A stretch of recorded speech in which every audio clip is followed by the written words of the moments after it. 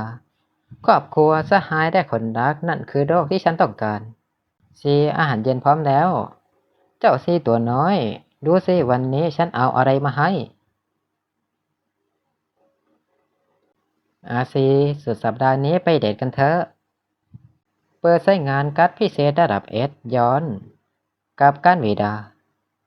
เอฟเฟกต์การ์ดทำงานการย้อนเวลาครั้งนี้ฉันจะรวบรวมการ์ดระดับเอสทั้งหมดและกอบกู้โลกนี้ให้ได้แกอยากจะทำได้โลกของฉันนักใช่ไหมต่อให้เป็นพระเจ้าฉันก็จะฆ่าแกฉันจะสังหารหมู่ไอ้พวกเทพมารสารเดวที่มาเล่นสนุกกับโลกของพวกเราการกลับมาอันร้อนแดงห้ามพลาดหลังจากนั้นอัปเดตทุกวันเสาร์พร้อมกับตอนที่ยาวเป็นพิเศษวันแห่งการกักขังคือเกมที่ดาวเทพมารแห่งจักรวาลสร้างขึ้นเพื่อฆ่าเวลา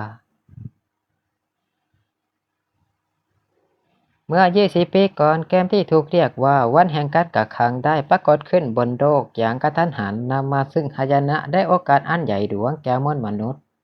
ย์บนโลกจะถูกบังคับสุ่มให้เลือกเข้าเกมนี้ตัวเกมประกอบขึ้นจากดันเจียนมากมายที่มีระดับความยากและกฎเกณฑ์แตกต่างกันไปสิ่งเดียวที่เหมือนกันก็คือการเคลียร์ดันเจียนจะได้รับการ์ดที่แข็งแกร่งเพื่อเปลี่ยนแปลงชีวิต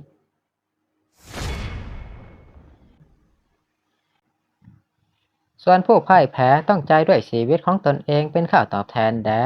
ติดอยู่ในเกมไปตลอดกาลทุกคนต่างก็คิดว่าตัวเองสามารถเอาชนะบอสได้และได้รับการ์ดแดงเอสและกลายเป็นผู้ชนะคนสุดท้ายได้แต่สุดท้ายแล้วเกมอันโหดได้นี้คนที่รอดชีวิตมีเพียงคนเดียวฉันเคยคิดว่าถ้าเคลียร์ด่านต่อไปได้เรื่อยบุกตะลุยดันเจียนไปได้เรื่อยเอาชนะบอสไปได้เรื่อยแข็งแกร่งขึ้นแล้วก็แข็งแกร่งขึ้นอีกก็จะได้สิ่งที่ต้องการมาจนถึงตอนนี้ฉันถึงได้เข้าใจในที่สุดว่าสักจบสุดท้ายของเกมก็คือการกลายเป็นพระเจ้าแบบนี้แต่นี่ไม่ใช่ฉากจบที่ฉันต้องการอย่างแท้จริงถ้างั้นฉันขอสละสิทธิ์การเป็นหนึ่งในเทพมันอย่างพวกแก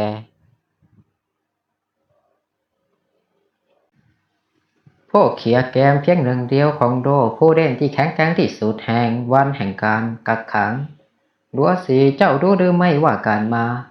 เป็นพวกเราจะทำให้เจ้าได้รับชีวิตอันเป็นนิรันดร์การมาเป็นพวกเราจะทำให้เจ้าได้รับพลังเทวะอันสูงส่งการมาเป็นพวกเราจะทำให้เจ้าได้ครอบครองทุกสิ่งในจักรวาลนี้จงรู้ไว้ดาวเคราะห์ดวงนี้มีเพียงผู้เล่นที่แข็งแกร่งที่สุดผู้รอดชีวิตเพียงหนึ่งเดียวเท่านั้นที่มีคุณสมบัติเช่นนี้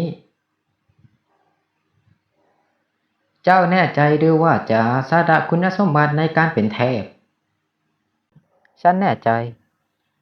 เป็นความจริงในทุกดันเจียนฉันได้ตัดสินใจอย่างมีเหตุผลที่สุดและก็ได้กลายเป็นผู้เกียจแกมเพียงคนเดียวแต่ตลอดเส้นทางนี้ฉันกลับสูญเสียไปมากมายแม่ของฉันเพื่อนของฉันแล้วก็เธอทุกคนต้องมาตายในเกมบ้าๆนี้พวกเกียจแกมเพียงหนึ่งเดียวของโลกเอ๋ยผู้เล่นที่แข็งแกร่งที่สุด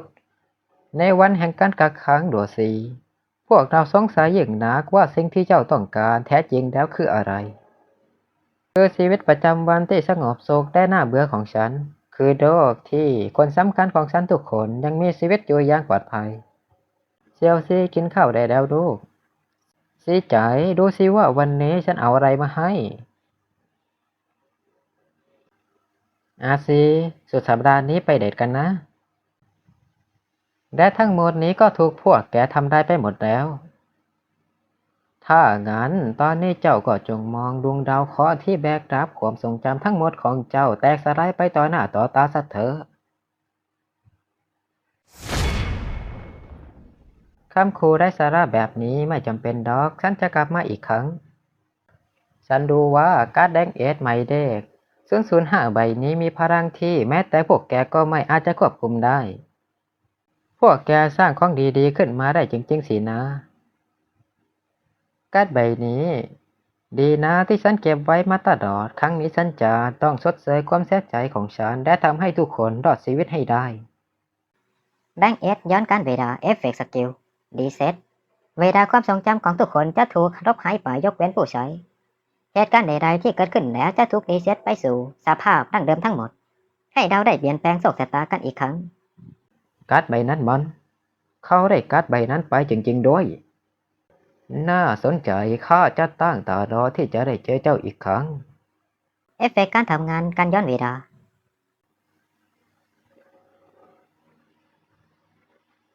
ร่างคอของพวกแกให้สะอาดแล้วรอวันที่ฉันจะกลับมาจุติณที่แห่งนี้อีกครั้งเถอะเมื่อถึงตอนนั้นฉันจะทำได้ตัวตนของพวกแกด้วยมือของฉันเองและจะไม่มีวันยอมให้พวกแกมาทำได้ทุกสิ่งที่ฉันหวงแหนอีกเป็นอันขาด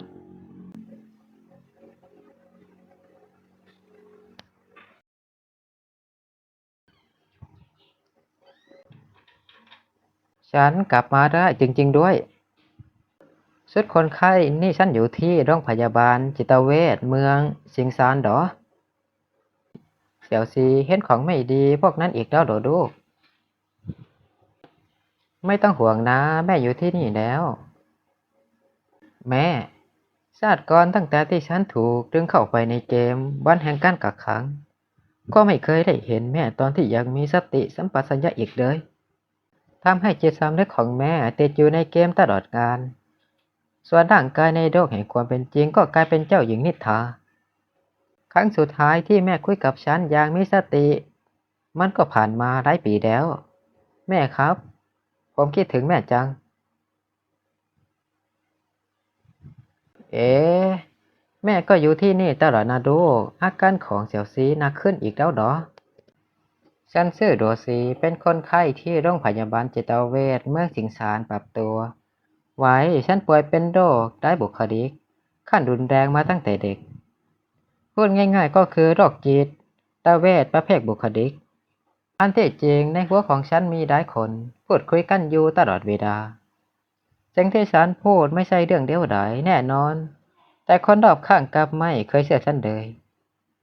พอโรคนี้ฉันถึงถูกขังอยู่บนเตียงคนไข้ในโรงพยาบาล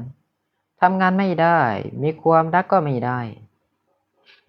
เรื่องพวกนั้นไม่เป็นไรเลยชีวิตประจำวันแบบนี้ชีวิตที่ทุกคนยังมีชีวิตอยู่คือวันที่ดีงามที่ฉันเฝ้าคิดถึงอยู่ทุกเมื่อเสื่อวันซื่อด้วสีเพศชายอายุ24อาการขั้นวิกฤตการรับรู้ตนเองไม่สามารถประเมินได้คำแนะนำผู้ดูแลให้ครอบครัวดูแลเองแต่มีเวลาไม่มากแล้วฉันจำได้ว่าวันแห่งการกักขังจะเริ่มในวันที่23กุมภาพันธ์เวลา6 โมงเย็นพอดีนั่นหมายความว่าตอนนี้ฉันมีเวลาอิสระอีก34วินาทีเกมที่ชื่อวันแห่งการกักขังนี้จะดึงจิตสำนึกของผู้เล่นเข้าไปในโลกของเกมแบบบังคับหลังจากถูกดึงเข้าไปแล้วหากไม่สามารถเคลียร์เกมได้ก็จะไม่มีวันกลับเข้าสู่โลกแห่งความเป็นจริงอีกและหากตายในโลกเกมวันแห่งการกักขังในโลกแห่งความจริงก็จะกลายเป็นเจ้าหญิงนิทราในสภาวะสมองตายเช่นกันครั้งแรกที่ถูกดึงเข้าสู่โลกเกมผู้ ผู้เล่นที่เล่นต้องเข้าร่วมก็คือดันเจียนเริ่มต้นแดงอีอย่างแน่นอนดังนั้นตอนนี้ฉันต้องจดบันทึกวิธีการเคลียร์ดันเจียนเกมเริ่มต้นทั้งหมดเท่าที่จำได้ออกมาให้ได้มากที่สุดส่วนดันเจียนเริ่มต้นยกเว้นด่านที่ยุ่งยากที่สุดไม่กี่แห่งที่เหลือก็แค่ดูกดที่ซ่อนอยู่แล้วก็จะเคลียร์ได้ไม่ใช่เรื่องยากด้วยความเร็วของฉัน10 นาทีก็เขียนเสร็จแล้วต้องเขียนในระดับที่แม้แต่แม่ก็ยังเข้าใจได้เพื่อให้ท่านจำกลยุทธ์ได้ดีโอกาสรอดชีวิตของท่านก็จะเพิ่มขึ้นแล้วก็ฉันต้องเขียน2 เล่มซึ่งชิงใจก็จะมาแล้วจะเขียนอะไรก็ได้นะลูกแต่อย่าได้หาความเกินไปดาหมอบอกว่าเสี่ยวซีต้องพักผ่อนเยอะๆแม่ลงไปทิ้งขยะเดี๋ยวกลับมานะฉันป่วยเป็นโรคนี้มาตั้งแต่เด็กพ่อเลยอยากจะทิ้งฉันแต่แม่ก็ยืนการที่จะพาฉันไปรักษาหลังจากใช้เงินเก็บของบ้านจนหมดพ่อก็ทิ้งฉันกับแม่แล้วจากบ้านนี้ไปคนเดียวต่อมาแม่ก็เลี้ยงฉันคนเดียวบ่อยครั้งเหนื่อยจากการทำงานจนแทบจะไม่ไหวก็ยังต้องมาสอนฉันอ่านเขียนความทุกข์ยากลำบากในตอนนั้นมีมากเพียงใดก็ไม่อาจจะทราบได้พอสูญเสียไปฉันถึงได้เข้าใจว่าแท้จริงแล้วตั้งแต่แรกฉันก็มีพร้อมทุกอย่างอยู่แล้วเฮ้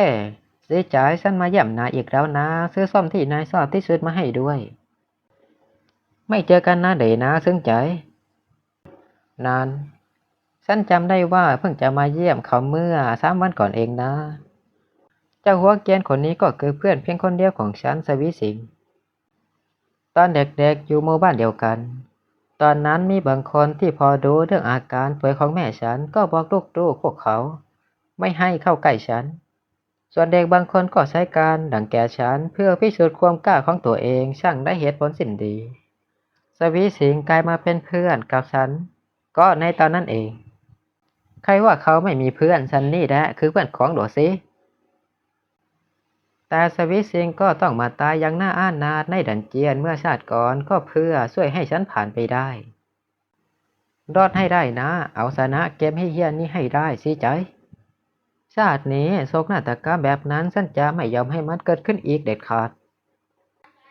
เขียนอะไรอยู่นะนี่ยายเหรอฉันชอบอ่านสุดๆเลยเอามาให้อ่านดูเดียวมันคือคัมภีร์เคียดานคัมภีร์เคียดานหมออนุญาตให้นายเล่นเกมแล้วเหรอนายบอกว่าเกมมันส่งผลต่ออาการป่วยของนายได้ง่ายไม่ใช่เหรอมันเป็นเกมที่ยังไงก็ต้องเล่นโอ้ฉันเข้าใจแล้วต่อให้คนทั้งโลกห้ามก็ต้องเล่นให้ได้เป็นสุดยอดเกมระดับทิปเปิลเอสินะก็ประมาณนั้นนั่นแหละอันนี้เขียนใกล้เสร็จแล้วนายอ่านให้ละเอียดแล้วเอาไปให้แม่ของฉันอ่านแบบนี้นะเอ๋คุณนะก็ต้องเล่นเกมนี้ด้วยเหรอไม่ต้องสนใจเรื่องพวกนั้นหรอกอย่าเริ่มอ่านมันให้ละเอียดจำได้มากเท่าไหร่ก็ยิ่งดีในช่วงเวลาสำคัญมันจะช่วยได้มากเลยงั้นก็ได้วันนี้ชี้ใจดูแปลกๆจังหากต้องการจะปกป้องคนสำคัญได้เอาชนะเกมมารภารกิจอันดับแรกของฉันก็คือการกลับไปเป็นผู้เล่นที่แข็งแกร่งที่สุดอีกครั้งเคลียร์ดันเจียนทั้งหมดรวบรวมการ์ดแดงเอสทั้ง15 ใบที่ซ่อนอยู่ในโลกของดันเจียนให้ครบในวันแห่งการกักขังผู้เล่นที่เคลียร์ดันเจียนหรือฆ่ามอนเตอร์จะได้รับการ์ดต่างๆตั้งแต่แดงอีถึงแดงเอสมีทั้งการ์ดไอเทมการ์ดพิเศษการ์ดอาวุธการ์ดคุณสมบัติและอื่นๆการ์ดเหล่านี้สามารถมอบความสามารถอันแข็งแกร่งต่างๆให้กับผู้เล่นได้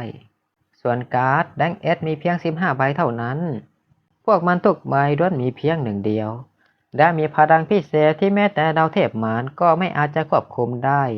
ซ่อนอยู่อย่างเช่นใบนั้นการย้อนกลับของเวลาพวกมันคือโอกาสของฉันต้องรวบรวมการ์ดเหล่านั้นให้ครบถึงจะมีพลังพอที่จะต่อกรกับเทพมารได้เหลืออีก1 นาทีวันแห่งการกักขังก็จะเริ่มต้นขึ้นแล้ว1 นาทีสุดท้ายชีวิตประจำวันอันแสนเรียบง่ายนี้ก็กำลังจะจบลงแล้วตริงขอแสดงความยินดีคุณได้รับเลือกจากวันแห่งการกักขังให้เป็นผู้เล่นกลุ่มแรกกำลังโดดดันเจียนเกม กำลังสกัดวิญญาณกำลังสร้างและถ่ายโอนความทรงจำของสา ครั้งนี้ฉันจะปกป้องสมบัติตามค่าของฉันให้ได้อย่างแน่นอนจากเคียรันเจียนทั้งหมดและกลับไปเป็นผู้ที่แข็งแกร่งที่สุดอีกครั้งแล้วจากนั้นก็จะไปฆ่าล้างไอ้พวกเทพมารสารเดวที่มันเด่นสนุกกับโลกของพวกเรายินดีต้อนรับสู่โลกของวันแห่งการกักขังขอให้คุณสนุกกับเกมกำลังโดดผู้เล่นดูสีดันเจียนเริ่มต้นระดับ E บริษัทสังหารสร้างซากสำเร็จแล้วดาวดอดวิญญาณผู้เล่นเสร็จสิ้นกำลังลบความทรงจำของผู้เล่นเตรียมฝังความทรงจำของซากคำเตือนลดความทรงจำของผู้เล่นล้มเหลวคำเตือนลบความทรงจำของผู้เล่นล้มเหลวกำลังสร้างบอสประจำดันเจียนตอนนี้คุณสามารถสำรวจดันเจียนได้อย่างอิสระขอให้สนุกกับเกมแน่นอนว่าทุกอย่างยังคงเหมือนกับในชาติที่แล้วไม่มีผิดดันเจียนของวันแห่งการกักขังคล้ายกับโลกแห่งความจริงมากในดันเจียนสำหรับผู้เล่นใหม่ความทรงจำในโลกจริงของผู้เล่นจะถูกลบไปทำให้เกิดภาพดวงตาว่าโลกนี้คือโลกแห่งความจริงแต่ความทรงจำของฉันกลับลบไม่สำเร็จเพราะเหตุผลบางอย่างในเมื่อทุกอย่างเหมือนกับชาติที่แล้วสิ่งที่ได้เจอต่อไปก็คือโลกเกมแห่งการกักขังดันเจียนเริ่มต้นระดับ E บริษัทสังหาร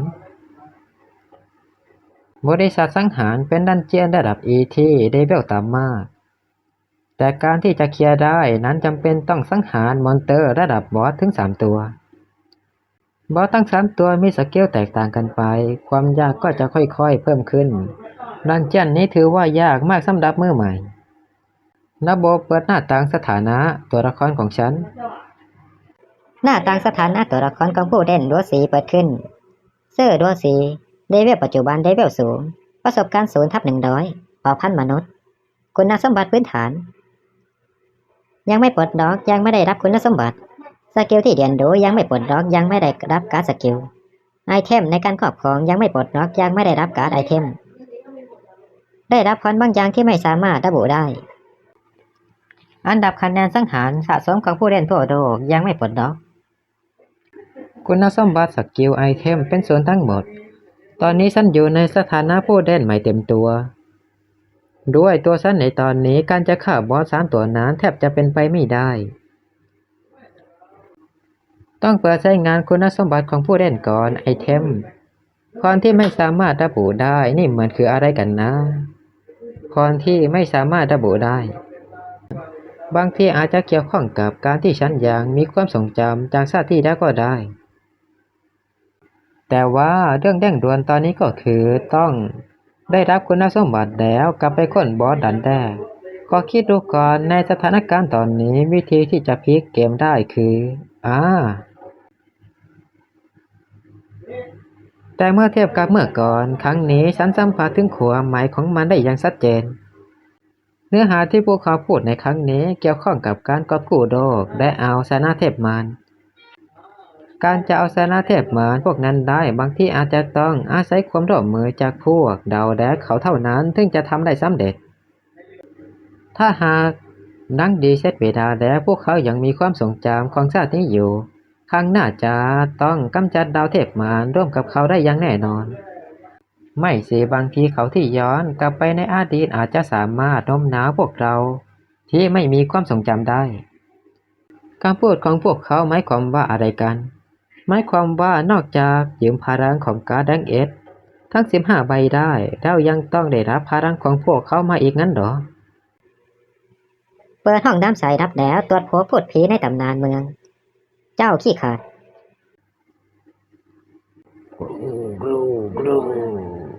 รีบใส่หัวไปไม่งั้นฉันจะบี้หัวแกทิ้งซะกรูกรูกูกากูกาคุณเอาชนะพูดผีในตำนานเจ้าขี้ขาดได้แล้วกองสมบัติของมันเป็นของคุณแล้วนั่นคือเจ้าขี้ขาดในตำนานเมืองมันเฝ้ากองสมบัติหลังวันที่ซ่อนอยู่ที่นี่เจ้ามอนเตอร์ที่อ่อนแอมากแค่ทำให้มันตกใจได้ก็จะหนีไปเองจากนั้น กล่องสมบัติน้ำข้างในบรรจุรางวัลหรือความน่าสะพรึงกลัวน่าเสียดายที่คุณไม่มีกุญแจไม่สามารถเปิดได้กล่องสมบัติดึกดาบเสียหายแล้วมีคนมากมายที่ถูกข้อมูลเรื่องกุญแจดอกจนเสียโอกาสได้กองสมบัติไปแค่ทิ้งข่มกลัวและ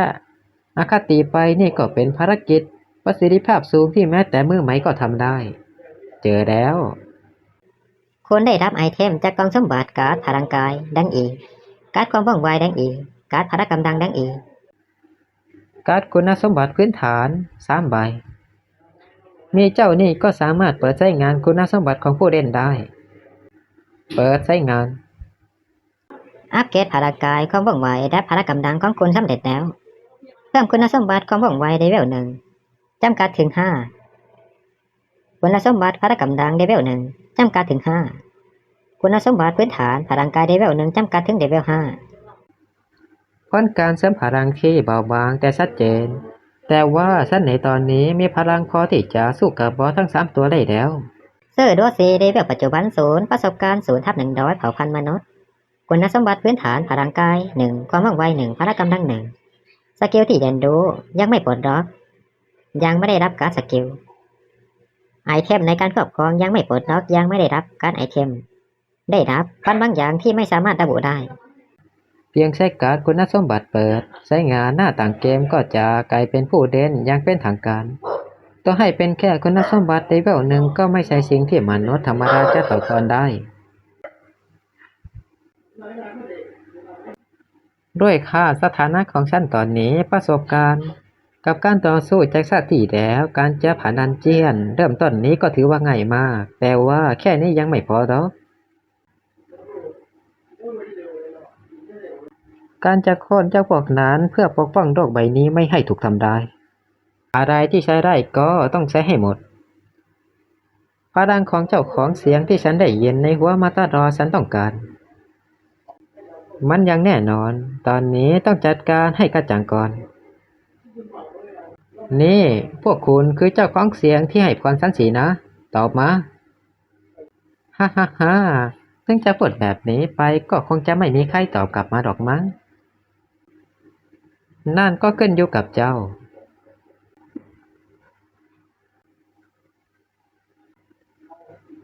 จมสู่ความมืดพวกเราเฝ้าดูเจ้ามาตลอด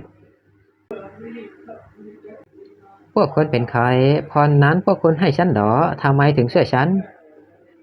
ก็แค่ลูกไม้เล็กๆน้อยๆหากอยากได้รับการช่วยเหลือที่แท้จริงจากพวกเราก็จงแสดงคุณค่าของเจ้าให้พวกเราเห็นก่อนไปสู้ซะได้เวลาแล้วฉันต้องการพลังของพวกคุณดังนั้นฉันจะพิสูจน์ให้ดูคอยดูให้ดีเถอะการนับถอยหลังได้สิ้นสุดลงบอสถูกสร้างขึ้นแล้วเริ่มโหมดพิเศษยินดีต้อนรับทุกท่านสู่โลกวันแห่งการกักขังความท้าทายในปัจจุบันระดับบริษัทสังหารบอสกำลังจะมาถึงโปรดเตรียมตัวให้พร้อมคำเตือนผู้เล่นที่ออกเวอร์สเตชันของตนหลังจากนับถอยหลังสิ้นสุดจะถือว่าล้มเหลวในภารกิจนับถอยหลัง0 ชั่วโมง0 นาทีนับถอยหลัง48 วินาทีเหลือเวลาอีกแค่1 นาทีแต่พอได้รับเอฟเฟกต์ค่าสถานะความว่องไวมาจริงน่าจะยังทันนับถอยหลัง39 วินาทีก็แค่ก้าวเข้าไปในประตูใหญ่ก็จะปลอดภัยแล้วนับถอยหลัง18 วินาทีนับถอยหลังบ้าบออะไรจะรอกเด็กได้ไงวะกูเกลียดการเล่นเกมที่สุดปล่อยกูออกไปนะเฟ้ยถ้ายังไม่ปล่อยกูไปอีกกูจะพังที่สังกะบวยนี่ซะจริงด้วยไม่ว่าจะเมื่อใดก็ต้องมีพวกโง่ที่ไม่รู้จักประเมินสถานการณ์แบบนี้อยู่เสมอนับถอยหลัง00 วินาทีนะนี่มันเรื่องอะไรฟันเนี่ยเพราะการนับถอยหลังที่อยู่ตรงหน้านี้ดอนี่มันของจริงเหรอวะในวันแห่งการกักขังถ้าไม่ทำตามกฎก็จะตายเร็วมากไม่นะประตูใหญ่ถูกปิดแล้วหรือว่าต่อจากนี้ไปจะเกิดอะไรขึ้นอีกงั้นเหรอคำเตือนบอสของร้านนี้กำลังจะปรากฏตัวขอให้ผู้เล่นทุกท่านค้นหาอาวุธที่ใช้ได้รอบตัวทันที เพื่อต่อสู้กับบอสระดับ E ของด่านนี้กรมนักทำความสะอาด บอสกักพวกเราไว้ที่นี่เพื่อให้มาสู้กับบอสเนี่ยนะ นี่มันเกมบ้าอะไรกันวันนี้รีบปล่อยพวกเราออกไปนะเฟ้ยมาแล้วบอสตัวแรกโหมดการแก้ดันเจียระดับ E นี้ก็คือการกำจัดบอสทั้งหมดที่ปรากฏได้เวลาเริ่มกำจัดขยะแล้วฮ่าฮ่าฮ่าฮ่า ตำแหน่งหัวหน้าทีมทำความสะอาดเลเวล2บอสระดับ E ค่าสถานะ พลังกาย1ความว่องไว2พละกำลัง4อัปเกรดสกิลเลเวล2ไอเทมในครอบครองไม้กวาดเดกาอาวุธระดับ E ที่ตักขยะคมกิบอาวุธระดับ E สกิลเสี่ยวซานการทำความสะอาดเลเวล1ความเสี่ยวซานในการทำความสะอาดเมื่อใช้อุปกรณ์ทำความสะอาดประเภทไม้กวาดที่ตักขยะความแข็งแกร่งเพิ่มขึ้น1เลเวลตำแหน่งพนักงานทำความสะอาดทั่วไปเลเวล1มอนเตอร์ระดับ E ค่าสถานะพื้นฐานพลังกาย1ความว่องไว1พละกำลัง1ไอเทมในครอบครองไม้กวาดเดกาอาวุธระดับ E สกิลไม่มีบอสระดับ E เนี่ยนะยังไม่นับเป็นมอนสเตอร์ด้วยซ้ำในเมื่อเป็นเกมงั้นบอสตัวเด็กกับเปียกแค่นั้นจะทนหมัดของฉันได้สักกี่หมัดกันเสียวทุกคนไม่ต้องกลัวเดี๋ยวพอจัดการพวกมันเสร็จแล้วฉันจะพาทุกคนออกไปจากที่นี่เองอย่าไปนะเจ้านั่นตัดสินด้วยซะมันสำนึกไม่ได้อย่าเพิ่งทำอะไรบุ่วามถึงมอนเตอร์จะมีแค่เลเวล1แต่ขอแค่มีค่าสถานะเกิน0ก็ไม่ใช่สิ่งที่คนธรรมดาจะรับมือได้แล้ว แค่คิดจะใช้กำลังดื้อๆเอาชนะบอสที่มีค่าสถานะมันก็เป็นแค่เรื่องเพ้อฝันหุบปากไปเลยนะเมื่อกี้แกวิ่งเข้ามาเป็นคนสุดท้ายถ้าไม่ใช่พอโชคซวยป่านนี้แกคงว่าระเบิดตายไปแล้วแกมีสิทธิ์อะไรมาแนะนำฉันเองก็เล่นเกมมาไม่น้อยเห็นได้ชัดว่าอันดับที่ยังไม่ปลดล็อกนั้นมันเกี่ยวกับจำนวนมอนเตอร์ที่ฆ่าได้อันดับคะแนนสังหารสะสมของผู้เล่นทั่วโลกยังไม่ปลดล็อก ก็แค่ฉันลงมือก่อนก็จะได้อันดับสูงบนบอร์ดจัดอันดับเกมความเสี่ยงสูงที่ดึงคนเข้ามาแบบบังคับแบบนี้ผลตอบแทนก็ต้องประเมินค่าไม่ได้แน่ไม่แน่พอจบงานนี้กลับไปสู่โลกความจริงฉันอาจจะได้เป็นเศรษฐีรถหรู100 ล้านสาวสวยรอฉันอยู่มาเป็นส่วนหนึ่งในความมั่งคั่งของฉันซะเธอฮ่าฮ่าฮ่าปะเป็นไปได้ไงนะนี่มันงานทำความสะอาดเริ่มขึ้นแล้วฮ่าฮ่าฮ่าฮ่าฮ่าวิ่งแล้วอย่าฆ่าฉันอย่าเข้ามานะฉันยังไม่อยากตายเคเจ้าพวกขยะพวกแกมันขยะต้องกำจัดให้หมดเค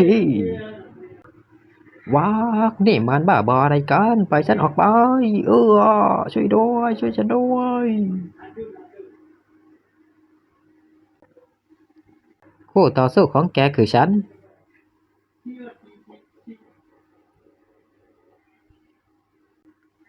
ถ้าอยากจะเคลียร์ด่านมันไม่มีวิธีอื่นนอกจากต้องต่อสู้กับบอสและฆ่ามันให้ได้เท่านั้นฉันอยากจะแข็งแกร่งขึ้นอยากจะได้การ์ดระดับเอสอยากเอาชนะเทพมันพวกนั้นการฆ่าบอสระดับตามพวกนี้ก็เป็นส่วนหนึ่งที่ขาดไม่ได้เช่นกันมีคนลงมือกับมอนเตอร์พวกนั้นได้ด้วยเขาเป็นใครกันนะโหดขนาดนั้นเลยเหรอแต่เมื่อกี้เจ้าคนตัวร่ำบึกนั่นโดนฆ่าในทีเดียวเลยนะแย่แล้วดูเหมือนว่ามอนเตอร์ตัวนั้นจะขยับได้กำจัดขยะ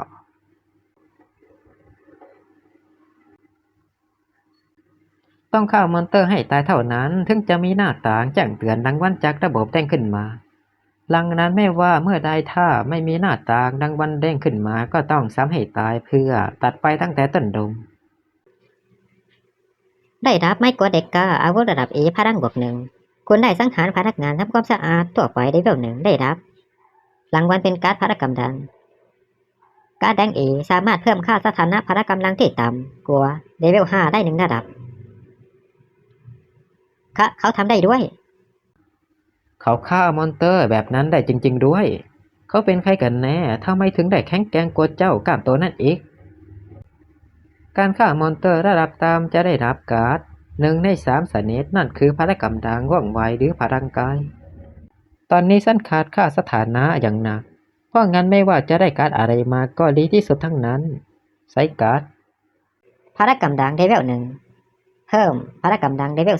2ทำความสะอาดพนักงานทำความสะอาดทั่วไปมอนเตอร์ระดับ A พารกำดังเลเวล1ในโลกแห่งการกักขังขอแค่ปลุกค่าสถานะขึ้นมาได้ต่อให้สูงกว่าแค่ระดับเดียวก็บดขยี้ได้ ผู้เล่นดัวสีพารกำดังเลเวล2ไม่กดเด็กก้าพารกำดังบวก1ดังนั้นแกไม่ใช่คู่ต่อสู้ของฉันอีกต่อไปแล้ว คุณได้สังหารพนักงานทำความสะอาดทั่วไปเลเวล1ได้รับรางวัลเป็นการ์ดพารกำดังการ์ดแดงอีสามารถเพิ่มค่าสถานะพารกำดังที่ต่ำกว่าเลเวล5ได้1ระดับการ์ดค่าสถานะพละกำลังมาอีกแล้วการ์ดใบนี้เข้าไปด้วยพละกำลังของฉันก็เป็น3แล้วผู้เล่นดัวสีพละกำลังเลเวล3การรอบโจมตีแบบต้องๆนะใช้กับฉันไม่ได้ผลหรอกนะ คุณได้สังหารพนักงานทำความสะอาดทั่วไปเลเวล1รางวัลเป็นการ์ดความว่องไวการ์ดแดงอีสามารถเพิ่มค่าสถานะความว่องไวที่ต่ำกว่าเลเวล5ได้1ระดับ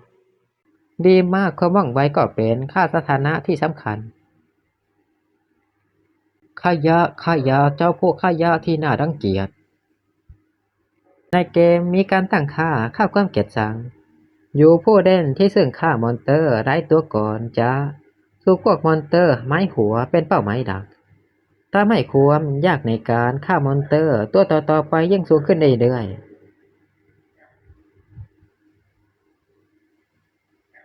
สกิลเฉพาะตัวของหัวหน้าทีมทำความสะอาดเสี่ยวสารการทำความสะอาดช่วยเพิ่มพลังกำลังให้มันถึง2ระดับ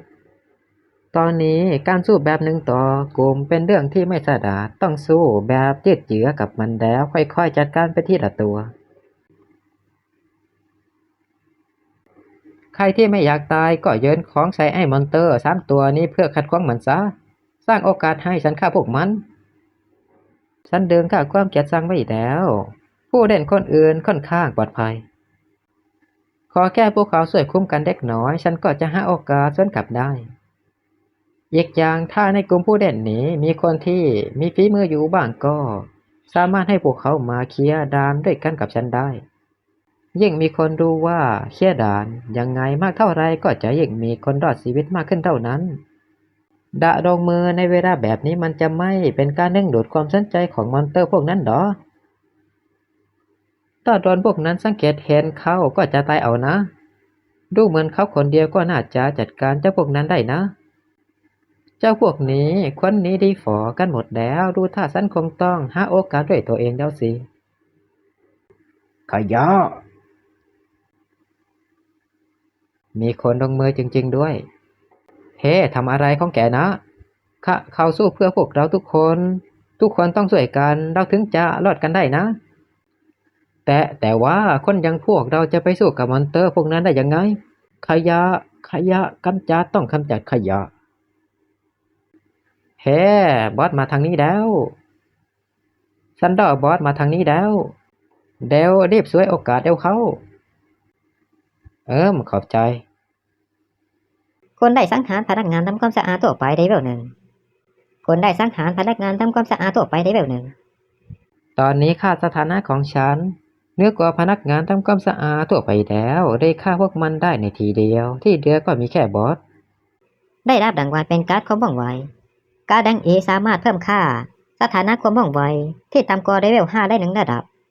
ได้รับรางวัลเป็นการ์ดพละกำลังการ์ดระดับ E สามารถเพิ่มค่าพละกำลังที่ต่ำกว่าเลเวล5ได้1ระดับ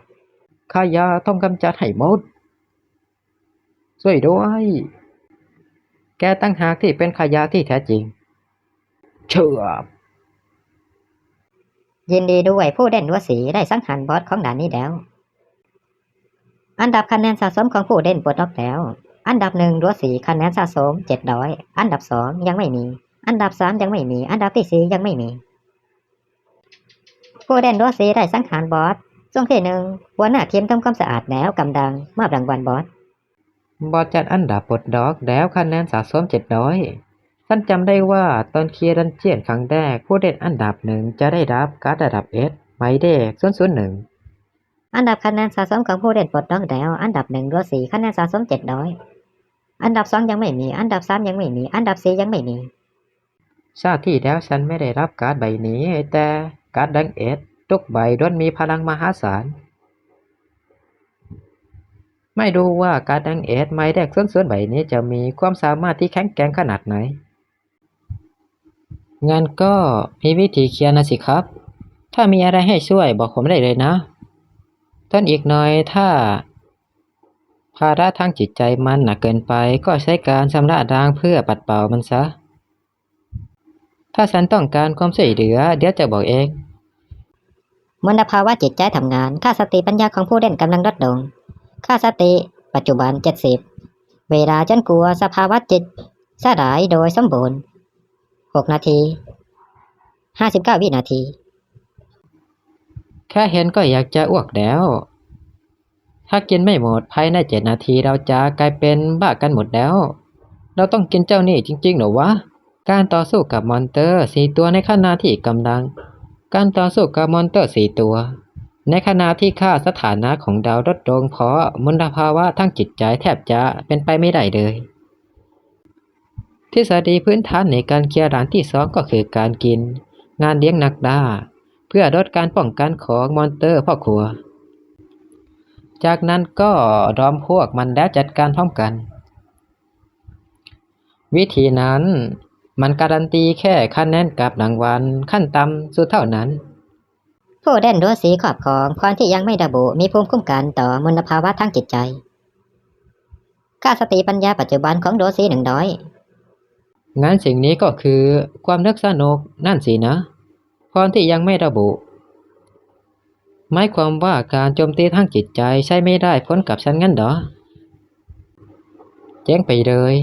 ทีนี้ฉันก็สามารถใช้กดดับระดับความยากสูงเพื่อเคลียร์ด่านนี้ได้แล้วฉันสามารถเด้งรางวัลระดับสูงและรักษาอันดับของตัวเองเอาไว้ได้ใครมันจะไปกินขยะแบบนี้ลงวะมอนนั่นเสียสติไปแล้วเหรอใช่ค่าสติลดลงเร็วกว่าค่าสถานะเยอะเลยถ้าจิตใจไม่แข็งแกร่งพอมลภาวะทั้งจิตก็จะเล่นงานในทันทีดูเหมือนเขาจะเป็นแค่ตัวประกอบสินะฮ่าฮ่าฮ่าฮ่าใครจะไปกินของแบบนี้กันวะกินซะฉันไม่กินอ้าห้องครัวไม่กินไม่มีวันซะดอกฮ่าฮ่าฮ่าฮ่าถ้าเราไม่กินก็จะถูกจัดการเหมือนกับเขาแต่ไม่มีทางที่เราจะทนกินของแบบนี้ลงท้องได้หรอกเหลืออีกแค่6 นาทีพวกเราทุกคนก็จะต้องลงเอยแบบนั้นเหรอขณะนี้ยังไม่มีคนใดกินงานเลี้ยงนรกสำเร็จค่าสติของผู้เล่นทั้งหมด-10คำเตือนค่าสติโดยรวมของผู้เล่นอยู่ที่60โปรดรีบกินเวลาจนกว่าเวลาสภาวะจิตสลายโดยสมบูรณ์5 นาที59วินาทีเพื่อที่จะเคลียร์ด้วยกดนับฉันต้องเปลี่ยนจากโหมดง่ายเป็นโหมดฮาร์ดและทำให้สำเร็จได้เวลาดำเนินตามแผนแล้วฉันไม่กินขยะนี่ดอกเงื่อนไขการเปิดใช้งานกดดับข้อที่1เพื่อเริ่มโหมดฮาร์ดอย่างแรกฉันต้องรอให้มอนเตอร์พ่อครัวโมโหคำเตือนคุณถูกบล็อกเป้าหมายโดยมอนเตอร์พ่อครัวความเสี่ยงเสียชีวิตเพิ่มขึ้น 80% แกทำอะไรนะนั่งดงเดี๋ยวข้าจะเอาสมองแกไปใส่หม้อซะเงื่อนไขการเปิดใช้งานกฎข้อที่2ฆ่าศัตรู1 ตัวได้รวบรวมความเกลียดชังทั้งหมดมาที่ตัวฉัน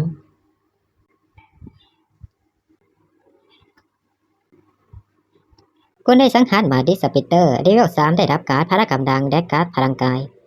การ์ดพลังกายได้อีการ์ดพลังกายได้อีทีนี้ด่านที่2ก็เริ่มขึ้นอย่างเป็นทางการ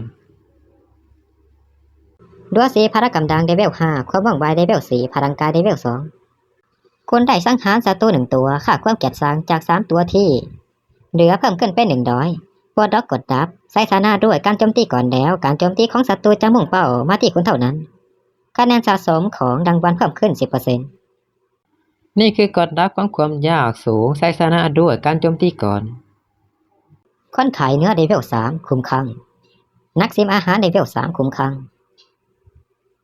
มินเซอร์เลเวล3คุ้มคลั่งด้วยการฆ่าตัวหนึ่งก่อนฉันก็ดึงความสนใจจากที่เหลือได้ทั้งหมด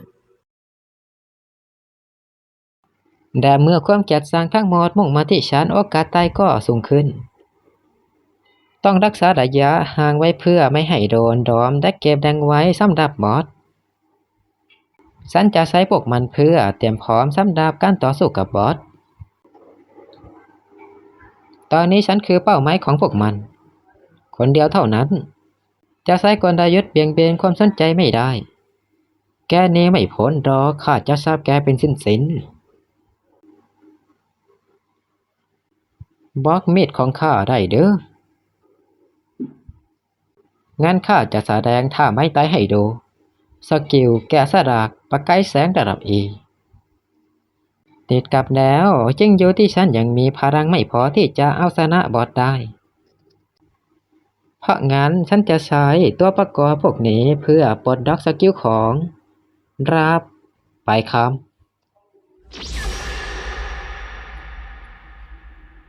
ยังตามความเร็วทันอีกเด้อข้าคือคนที่เดียวที่สุดในหมู่พ่อครัวแกแพ้แน่คิดจริงๆเด้อว่าจะเอาชนะพรรคพวกของข้าได้นะในขณะที่ทุกดาบนี้พัฒนาการเอาไว้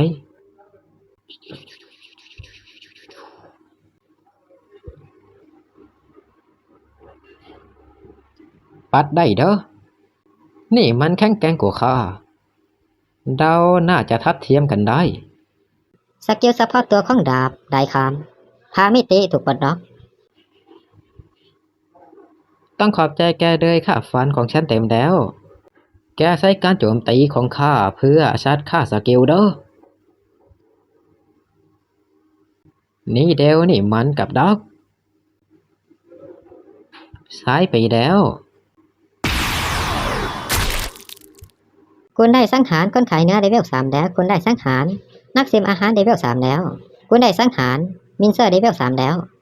กับดักตามตำรานี้ได้ดีที่สุดการแดงอีพลังใกล้บวก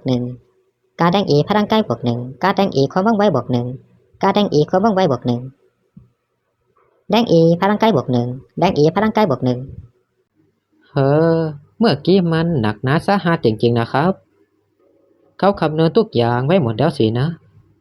คำเตือนผู้เล่นปลดล็อกกดดับใช้ชนะด้วยการโจมตีก่อนบอสประจำด่านหัวหน้าพ่อครัว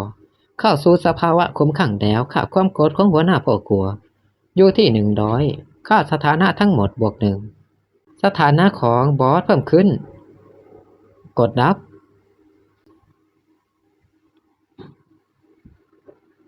แผ่นดินไหวบอสกำลังมาดอเห็นคำเตือนหรือเปล่ามันกำลังแข็งแกร่งขึ้น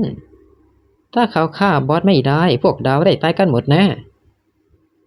ในกดดับฉันต้องสู้กับบอสโดยตรงความยากได้พุ่งสูงขึ้นแต่รางวัลดับกับคะแนนก็เพิ่มขึ้นตามไปด้วยเหมือนกันกดดับใช้ชนะด้วยการโจมตีก่อนทำงานเต็มรูปแบบความแข็งแกร่งของบอสเพิ่มขึ้นรางวัลและคะแนนสะสมเพิ่มขึ้น300กดดับใช้ชนะด้วยการโจมตีก่อนทำงานเต็มรูปแบบความแข็งแกร่งของบอสเพิ่มขึ้นรางวัลและคะแนนสะสมเพิ่มขึ้น 30% ฉันต้องเอามันมาให้ได้เป้าหมายของฉันในชีวิตนี้คือการได้รับรางวัลสูงสุดใครฆ่าพ่อครัวน้อยน่ารักของข้าหัวหน้าพ่อครัวเลเวล5บอสระดับ E บวกรางวัลปัจจุบันสถานะปัจจุบันคุ้มคลั่งความสามารถทั้งหมดบวก1เลเวลความสามารถพื้นฐานพลังกายเลเวล5พละกำลังเลเวล5ความว่องไวเลเวล5สกิลซ้ำแดะเป็นสินเอฟเฟกต์พละกำลังเพิ่มขึ้นบวก2เลเวลเขาจะชนะได้จริงๆเหรอฉันจะใช้การ์ดทุกใบที่มีจะเอามือต้านสู้กับบอสที่บัฟมาเต็มไม่ได้ใช้งานการ์ดสเตตัสแดง E 4ใบผู้เล่นด้วย4พละกำลังเลเวล5ความว่องไวเลเวล5พลังกายเลเวล5การ์ดสเตตัสแดงอีสามารถเพิ่มค่าสถานะที่สอดคล้องได้ถึงแค่เลเวล5เท่านั้นตอนนี้การ์ดสเตตัสความไวแดงอี2ใบนี้ไม่มีประโยชน์กับฉันแล้วรับไปแล้วใช้มันทันทีเลยครับใช้งานผู้เล่นสวีเหวินความว่องไวเลเวล3พลังกายเลเวล1 บ้าเอ้ยถ้ารู้ว่าเขาจะแจกการ์ดสเตตัสแบบนี้ฉันน่าจะลงมือไปตั้งแต่ตอนนั้นแล้วสงสัยจังว่าการ์ดพวกนั้นมีผลยังไงบ้างมันจะช่วยเพิ่มโอกาสรอดชีวิตให้พวกเราหรือเปล่านะข้าจะถามอีกครั้งมันเป็นใครมันกล้ามาฆ่าลูกน้องที่น่ารักของข้าเป็นมอนเตอร์ที่น่ากลัวอะไรอย่างนี้แค่เสียงคำรามก็ทำให้กลัวจนไม่กล้าต่อต้านแล้วมอนเตอร์แบบนั้นจะเอาชนะได้ยังไงเนี่ยนี่คือพลังของการ์ดสเตตัสงั้นหรอรู้สึกว่าเสียงคำรามของมอนเตอร์ไม่ได้น่ากลัวเลยและฉันก็ไม่ได้รับบาดเจ็บด้วยตอบข้ามาไม่งั้นข้าจะตัดหัวพวกแกซะว้าวช่วยด้วย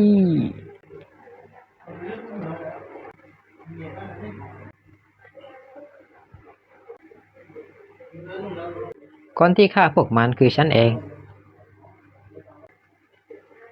ไอ้วัตถุดิบชั้นต่ำแกจะต้องชดใช้อย่างเจ็บปวดที่สุดไม่ต้องห่วงไปข้าจะเก็บหัวแกไว้ให้แกได้ดูข้าสังหารเผ่าพันธุ์ของแกทั้งหมดแต่ก่อนหน้านั้นฉันจะตัดคอแกก่อนงั้นมาดูกันว่าแกจะแน่สักแค่ไหนไอ้ตัวประกอบลูกพี่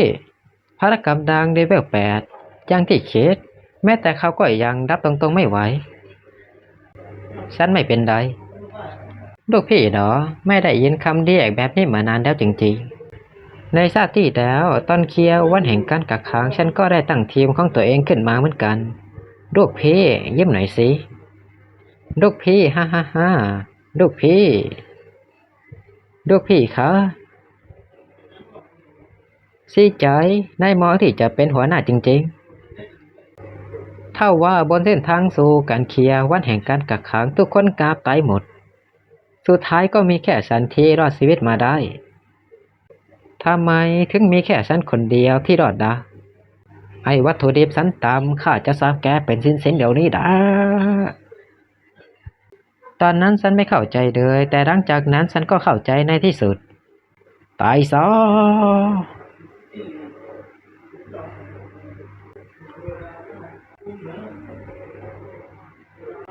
ความเร็วของแกแสดงว่าแกแกล้งทำงั้นสิเนาะ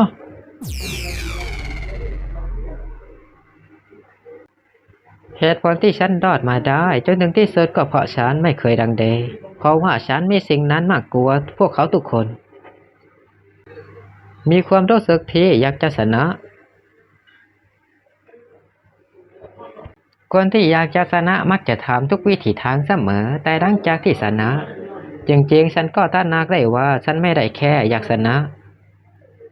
หลังจากชนะฉันอยากจะปกป้องพวกเขาทุกคนปกป้องชีวิตที่ฉันหวงแหนฉันอยากได้โลกที่ปกติสุขคุณได้สังหารบอสประจำด่านที่2หัวหน้าพ่อครัวของบริษัทสังหารคุณได้รับรางวัลดังต่อไปนี้ คุณได้เปิดใช้งานกดการเคลียร์รับเสียงลงมือก่อนรางวัลเพิ่มขึ้นโดยอัตโนมัติ 30%พลังกำลังการสเตตัสแดงอีพลังกายการสเตตัสแดงอีความว่องไวการสเตตัสแดงอีพลังกำลังการสเตตัสแดงอีบวกการสเตตัสแดงอีเพิ่มขึ้น1สำหรับค่าสถานะพลังกำลังที่ต่ำกว่าเลเวล10ความทรงจำการ์ดพิเศษระดับ A สามารถดึงความทรงจำที่แท้จริงกลับคืนมาได้รางวัลพิเศษบัฟเซอร์ไพรส์ของหัวหน้าพ่อครัวเรือเพื่อเปิดใช้งานภายใน10 นาทีจะซูมเพิ่มสเตตัส1อย่างขึ้น3เลเวลถ้ากดดับไม่ถูกเปิดใช้งานรางวัลก็คงจะมีแค่การ์ดความทรงจำอีก2ชิ้นเป็นรางวัลพิเศษนอกจากนี้แต้มผลงานของผู้เล่นก็จะเพิ่มขึ้นด้วยมาดูซิว่าตอนนี้มีแต้มผลงานเท่าไหร่แล้วอันดับคะแนนสังหารสะสมของผู้เล่นทั่วโลกอันดับ1รัวสีคะแนน 1,700 อันดับที่2หารสวินไหเลเวล300อันดับที่3เดียวเยียนคะแนน260อันดับ4ยุนเยียนคะแนน220อันดับที่5ไม่มีอันดับที่6ไม่มีอันดับที่7ไม่มีเป็นไปตามคาดเหมือนกับชาติที่แล้วโดยพวกเขาทุกคนติดอันดับกันหมด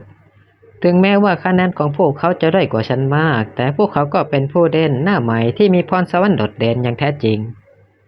ในอนาคตพวกเขาจะกลายเป็นกำลังดักในการต่อต้านวันแห่งการกักขังของมวลมนุษยชาติแต่ดาวเทพมารจะไม่ยอม ให้ผู้เล่นแข็งแกร่งขึ้นพวกเขาจะออกด้านแบบโหดๆได้ที่สุดในภายหลังครั้งที่แล้วก็เป็นดันเจียนเกมที่โหดได้แบบนั้นและที่ทำลายผู้แข็งแกร่งส่วนใหญ่ของมวลมนุษยชาติครั้งนี้เมื่อดันเจียนนั้นมาถึงฉันจะต้องเอาการ์ดพิเศษแตงเอสที่สามารถรับมือกับมันมาให้ได้ฉันตั้งตารอที่จะได้เจอพวกนายทุกคนอีกครั้งนะดาวคู่แข่งในอดีตของฉันขอแสดงความยินดีกับทุกคนด่านที่2โรงอาหารพนักงานแก่แล้วด่านสุดท้ายนี้ออกจากบริษัทกำลังจะเปิดโปรดเข้าไปยังล็อบบี้สั้นด่างทันทีผู้เล่นที่ไปไม่ถึงจากเวลานับถอยหลังสิ้นสุดจะถูกตัดสินว่าล้มเหลวเวลานับถอยหลัง4 นาที 59 วินาทีด่านที่ยากที่สุดกำลังจะเริ่มขึ้นแล้วสวีเวิร์นไปกันเถอะครับลูกพี่ครับรอเดี๋ยวก่อนผมมีบางอย่างที่จะให้คุณคลิปสู้เหรอผมช่วยอะไรลูกพี่ไม่ค่อยได้มากแต่ผมเจออันนี้บนโต๊ะอาหารเมื่อกี้นี้คุณเอาไปเช็ดหน้าได้เลยนะครับแต่ว่าผมนี่มันได้ประโยชน์จริงๆถ้าผมมีประโยชน์กว่านี้สักหน่อยลูกพี่ก็น่าจะสบายใจขึ้นมากบนโลกใบนี้คนใจดีก็ยังคงเป็นคนส่วนใหญ่อยู่ดีไม่เลยนายมีประโยชน์มากลูกพี่2 ด่านก่อนหน้านี้พวกมันผ่านมาได้ทั้ง2 ด่านอีกไม่นานพวกมันก็จะมาถึงตำแหน่งของพวกเราแล้วทุกคนไม่ต้องเกรงใจกินพวกมันให้หมดได้เลยเมื่อการนับถอยหลังสิ้นสุดดวงผู้เล่นที่ยังไปไม่ถึงล็อบบี้จะถูกตัดสินว่าล้มเหลวเวลานับถอยหลัง4 นาที 36 วินาทีลูกพี่คุณใช้ความว่องไวในการฆ่าหัวหน้าพ่อครัวที่เป็นมอนเตอร์สินะครับงั้นหมายความว่าถ้าเดวิลค่าสถานะสูงก็สามารถถล่มมอนเตอร์ได้เลยใช่ไหมครับก็ไม่เชิงหรอกมันก็ขึ้นอยู่กับค่าสถานะพื้นฐานของแต่ละคนด้วยเพราะมนุษย์เราก็ถูกแบ่งเป็นสายกีฬาสายใช้สมองเช่นกันอย่างนี้นี่เองพูดอีกอย่างก็คือคนอย่างฉันที่ไม่เก่งกีฬาต่อให้มีความว่องไวเลเวล5ก็คงหลบการโจมตีของมอนเตอร์ไม่ได้ด้วยสินะขยะลูกพี่แข็งแกร่งขนาดนี้ในโลกจริงต้องเป็นหน่วยรบพิเศษหรืออาชีพทำนองนั้นแน่เลยนายอยู่ที่นี่รอผู้เล่นคนอื่นมาแล้วบอกพวกเขาว่าอย่าเพ้อฝันเรื่องการนี้ไปเด็ดขาดนี่คือกฎลับที่สำคัญที่สุดสำหรับด่านต่อไปถ้าพวกเขาคิดจะหนีจะถูกตัดสินว่าล้มเหลวและถึงประตูดักจะเปิดพวกเขาก็จะหนีไปไม่ได้ถ้าผมอยู่ที่นี่แล้วลูกพี่ล่ะครับฉันจะไปจัดการมอนเตอร์ที่ด้านต่อไปเองพวกนั้นอันตรายเกินไปสำหรับนายครับลูกพี่ผมจะบอกพวกเขาเรื่องกฎลับนี้เองครับลูกพี่เท่และอ่อนโยนจริงๆไม่นึกเลยว่าเจ้าของคนได้ความสำคัญอย่างฉันด้วยจริงๆแล้วการมีคนช่วยในด่านต่อไปจะเปิดใช้งานกฎลับทำให้การพิชิตง่ายกว่าถึงจะมีกฎลับอื่นๆให้ใช้ประโยชน์แต่ด้วยเลเวลปัจจุบันของฉันเป็นไปไม่ได้เลยที่จะเคลียร์ด่านนี้คนเดียวเพื่อความปลอดภัยฉันจะต้องหาผู้เล่นที่มีพลังต่อสู้สูงสุดในดันเจียนนี้แต่เดิมให้เจอเพราะว่าด่านที่3ของบริษัทสังหารจำเป็นต้องเผชิญหน้ากับยามรักษาความปลอดภัยเลเวล5จำนวน10 คนบวกกับหัวหน้ายามเลเวล7ที่ดอบบี้ซันดังพละกำลังของพวกมันสูงกว่ามอนเตอร์ในด่านที่2มากในความทรงจำการเคลียร์ด่านจากชาติที่แล้วการรวมกลุ่มก็คือวิธีเดียวที่จะผ่านไปได้และการต่อสู้คนเดียวมิแต่จะนำไปสู่การถูกดมดอมและฆ่าทิ้งเท่านั้นเฮ้ มาจนได้สินะในชาติที่แล้วของฉันเจ้ามอนี่ก็มีชื่อเสียงโด่งดังอย่างน่าเดือเชื่อ3 ด่านของบริษัทสังหารนั้นจริงๆแล้วยากมากการที่สามารถเคลียร์ได้ในชาติที่แล้วนอกจากการใช้เวลาก็ ค้นหากดดับแล้วก็ยังเป็นพ่อนักสู้ที่มีความสามารถโดดเด่นคนนี้ที่ทำหน้าที่เป็นเสาหลักของการพิชิตด้วยชื่อของเขาคือสวีจังยงในชาติที่แล้วเขาโดดเด่นยิ่งกว่าฉันในตอนนั้นเสียอีกแกสั่งให้ไอเตี้ยสีตานั้นมาบอกพวกเราว่าอย่าหนีเด้อคิดจะย้ำสันดึงไงแกสั่งให้ไอเตี้ยสีตานั้นมาบอกพวกเราว่าอย่าหนีดอคิดจะย้ำสันดึงไงเปล่าฉันแค่เตือนด้วยความหวังดีผลงานของนายใน2 ด้านที่ผ่านมาน่าประทับใจจริงๆทั้ง2 ครั้งฉันไม่มีโอกาสได้ลงมือเลยแต่ตอนนี้ฉันเข้าใจสถานการณ์ของเกมนี้แล้วฉันจะอัดแกให้ด้วงอย่างเขาสะอาดเองเดี๋ยวจะไปรบมอนเตอร์ด่านต่อไปนายไม่ใช่คู่ต่อสู้ของฉันดอกนี่มันไม่ใช่ภาระกำลังของมนุษย์แล้วเป็นโบนัสของเกมสินะ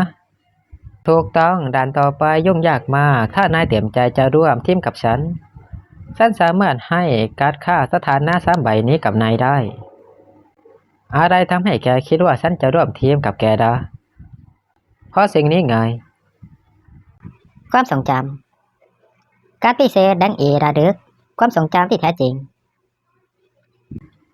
นี่มันบริษัทสังหารมีความยากในการแก้อีกอย่างหนึ่งนั้นก็คือมันลบความทรงจำที่แท้จริงของผู้คนเมื่อไม่มีความทรงจำก็ไม่มีจุดอ่อนเมื่อไม่มีจุดอ่อนก็ไม่มีทางที่จะร่วมเป็นหนึ่งได้การร่วมเป็นหนึ่งนั้นพวกมันไม่อยากให้เกิดขึ้นไอ้พวกเวรนั้นมองทะลุความเป็นมนุษย์ได้ลึกซึ่งเกินไปแล้วจริงๆโชคดีที่การ์ดความทรงจำสามารถปลูกความทรงจำในใจของผู้คนได้ในชาติที่แล้วฉันเคยเห็นจุดอ่อนของสวีจังยงในโลกแห่งความจริงดังนั้นเขาจะยอมรับข้อเสนอของฉันแน่ฉันต้องรอดออกไปจากที่นี่ให้ได้จังยี่รอฉันอยู่ข้างนอกถ้าฉันร่วมทีมกับแก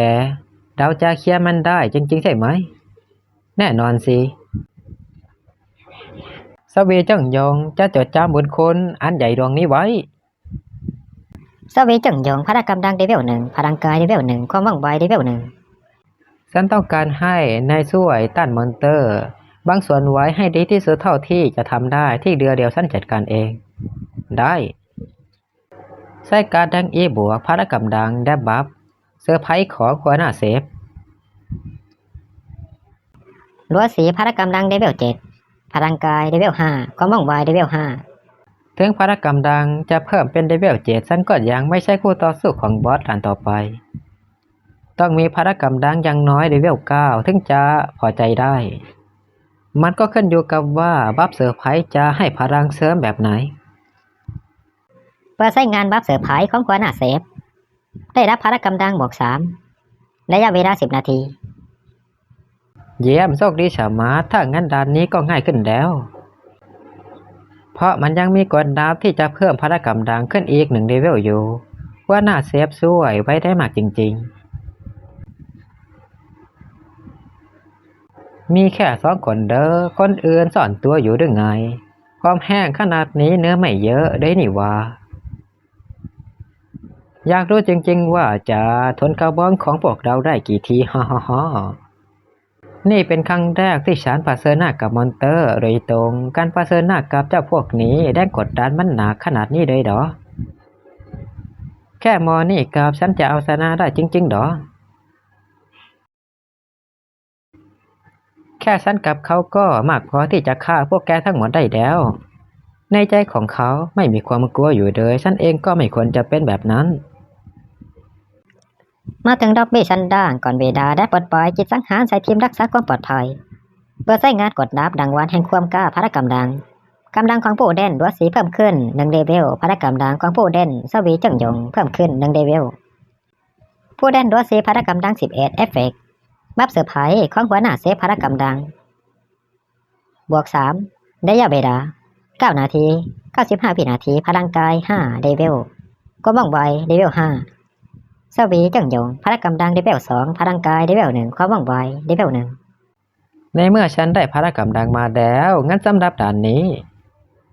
ฉันนี่แหละคือบอสเดี๋ยวก่อนนั่นมันบุมบามเกินไปแล้วตอนที่ต่อยมวยใต้ดินฉันมักจะเจอคู่ต่อสู้ที่มองไม่เห็นเบื้องลึกเบื้องดังอยู่บ่อยๆจัดการมันบ้าเอ้ยต่อยมันแทนฉันสิวะกลยุทธ์ที่ดีที่สุดในเวลาแบบนี้คือการมองการเคลื่อนไหวของคู่ต่อสู้ให้ออกแล้วจากนั้นก็ปล่อยมัดเผด็จศึกเป็นมันจ้าว้าวการพวดพลาดเข้าไปแบบนั้นโดยไม่ดูรายละเอียดต้องเสียท่าครั้งใหญ่แน่นอนพร้อมแห้งขนาดนี้มองแบบเดียวก็รู้ว่าอ่อนแอฮ่าฮ่าฮ่าฮ่าพานานกันไม่ว่ามันจะทนได้สักกี่ทีฮ่าฮ่าฮ่ายามรักษาความปลอดภัยเลเวล5พละกำลังเลเวล5พลังกายเลเวล4ความว่องไวเลเวล5สกิลเมื่อทำเมนแห่งม็อบแดงอีความเสียหายเพิ่มขึ้น 25% เมื่อโจมตีพร้อมกับพวกของ3คนขึ้นไปรับไปซะนี่มันด้วยความเร็วและพละกำลังขนาดนั้นไม่จำเป็นต้องออกหมัดที่2เลยเมื่อกี้เขายังมือไว้ไม่อย่างนั้นฉันก็คงเจ้ามอนั่นนี่มันผิดปกติเดี๋ยวเขาใช้สกิลรุมมันเดี๋ยวยี่จัดการมันอย่าเอามือให้มันค่ะมันซะ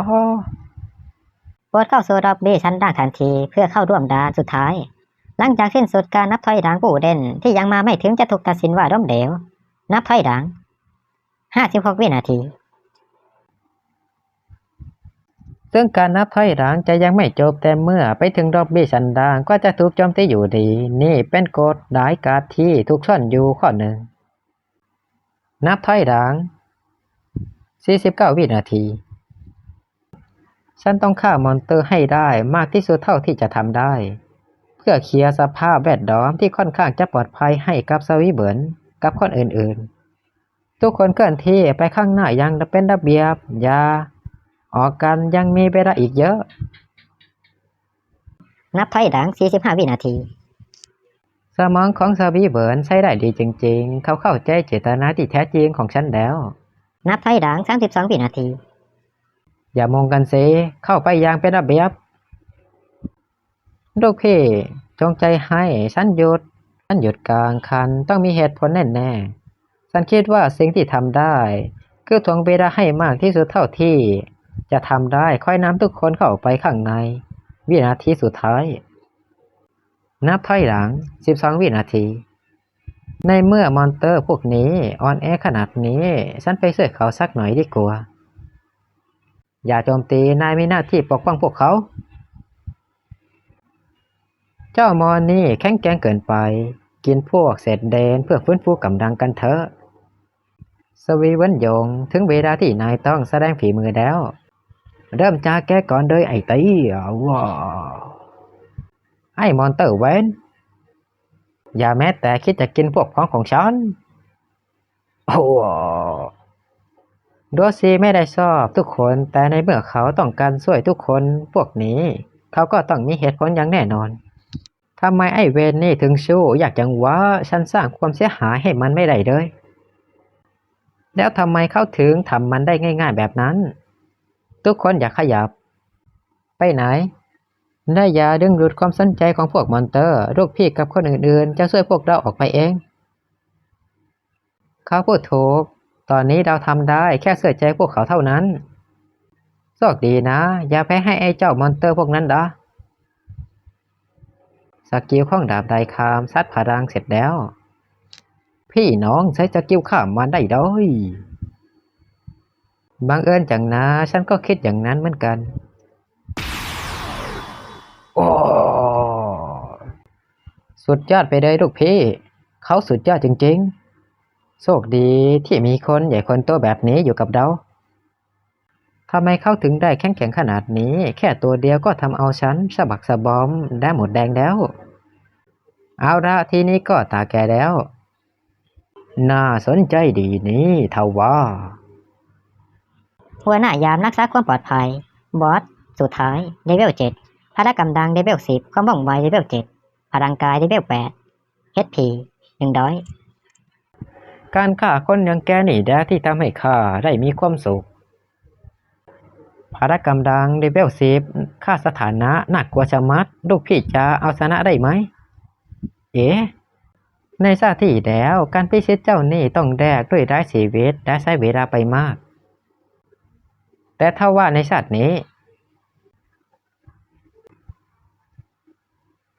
แค่ฉันคนเดียวก็เกินพอแล้ว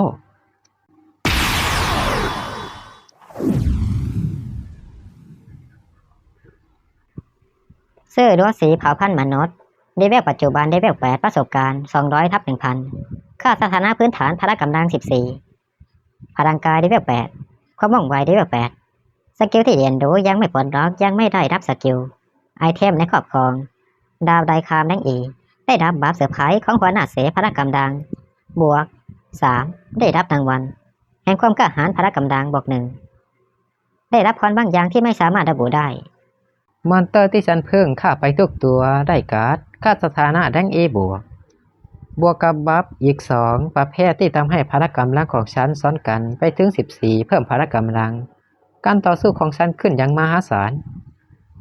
นี่แหละคือประโยชน์ของการได้รับค่าประสบการณ์และค่าสถานะทั้งหมดแต่เพียงผู้เดียวตอนนี้ที่ฉันเคลียร์ด่านนี้ในชาติที่แล้วฉันอยู่แค่เลเวล2ลูกพี่แข็งแกร่งจริงๆไม่เหมือนกับมนุษย์เลยคนใหญ่คนโตนี่เราต้องเกาะเขาไว้ให้แน่นๆฆ่ามอนเตอร์ตัวสุดท้ายแล้วก็น่าจะเคลียร์ได้แล้วหมัดนี้จะตัดสินผู้ชนะงั้นข้าจะส่งแกไปตายซะจริงๆแล้วไม่เห็นต้องพยายามขนาดนั้นเลยอ่อนแอขนาดนี้มอนเตอร์ที่ฉันสู้ยังยากลำบากที่จริงแล้วมันง่ายขนาดนี้เลยเหรอขอแสดงความยินดีกับทุกคนเคลียร์ดันเจียนเมื่อไม่ดังอีบริษัทสังหารสำเร็จแล้วกำลังคำนวณรางวัลการเคลียร์รอบสุดท้ายโดยอิงจากผลงานของทุกคนอันดับคะแนนสังหารสะสมของผู้เล่นตัวโรคผู้เล่นรัวสีการมีส่วนร่วม 99.9% ผู้เล่นสวีเจิ้งยงการมีส่วนร่วม 0.075% ผู้เล่นสวีเหวินการมีส่วนร่วม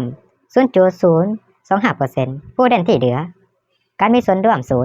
0การคำนวณการเคลียร์ขั้นสุดท้ายกำลังเริ่มขึ้นแล้วครั้งนี้ด้วยการมีส่วนร่วม 99.9% ฉันจะได้รางวัลพิเศษแบบไหนกันนะกำลังดำเนินการประมวลผลรางวัลเคลียร์ดันเจียนระดับ E บริษัทสังหารรางวัลเคลียร์แบบเอาชีวิตรอดการเปิดใช้งานค่าสถานะทั้งหมดดัง E ผู้รับผู้เล่นทุกคนที่รอดชีวิตในดันเจียนนี้คำใบ้ทุกสิ่งที่ได้รับในดันเจียนสามารถกลับเข้าสู่โลกแห่งความเป็นจริงได้พวกเราก็ได้รางวัลด้วยเยี่ยมเลยการเอาชีวิตรอดก็ไม่ใช่เรื่องง่ายเหมือนกันนะก็เหมือนกับชาติที่แล้วตราบใดที่เอาชีวิตรอดจากการเคลียร์ได้พวกเขาก็จะได้รับรางวัลพื้นฐานรางวัลนี้จะช่วยเพิ่มโอกาสในการเอาชีวิตรอดในดันเจียนขั้นถัดไปแต่พละกำลังของข้าสถานะที่ทรงขวารังเองก็จะ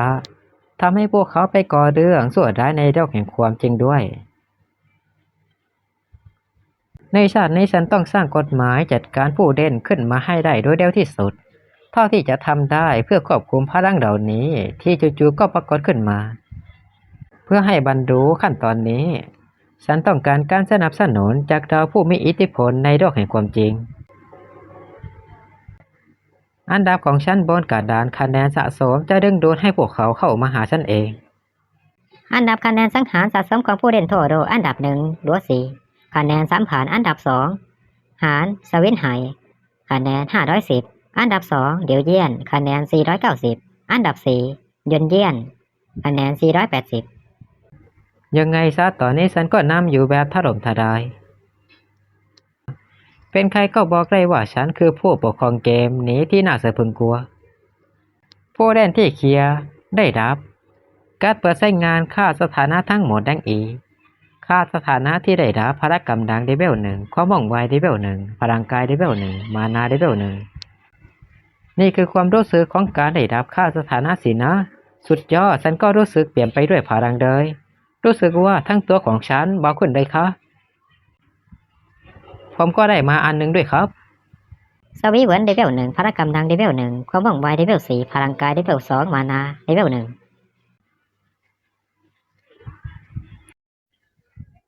พละกำลังเลเวล15เมื่อเทียบกับพวกเขาแต่ของฉันนี่มันสูงเกินไปหน่อยแฮะ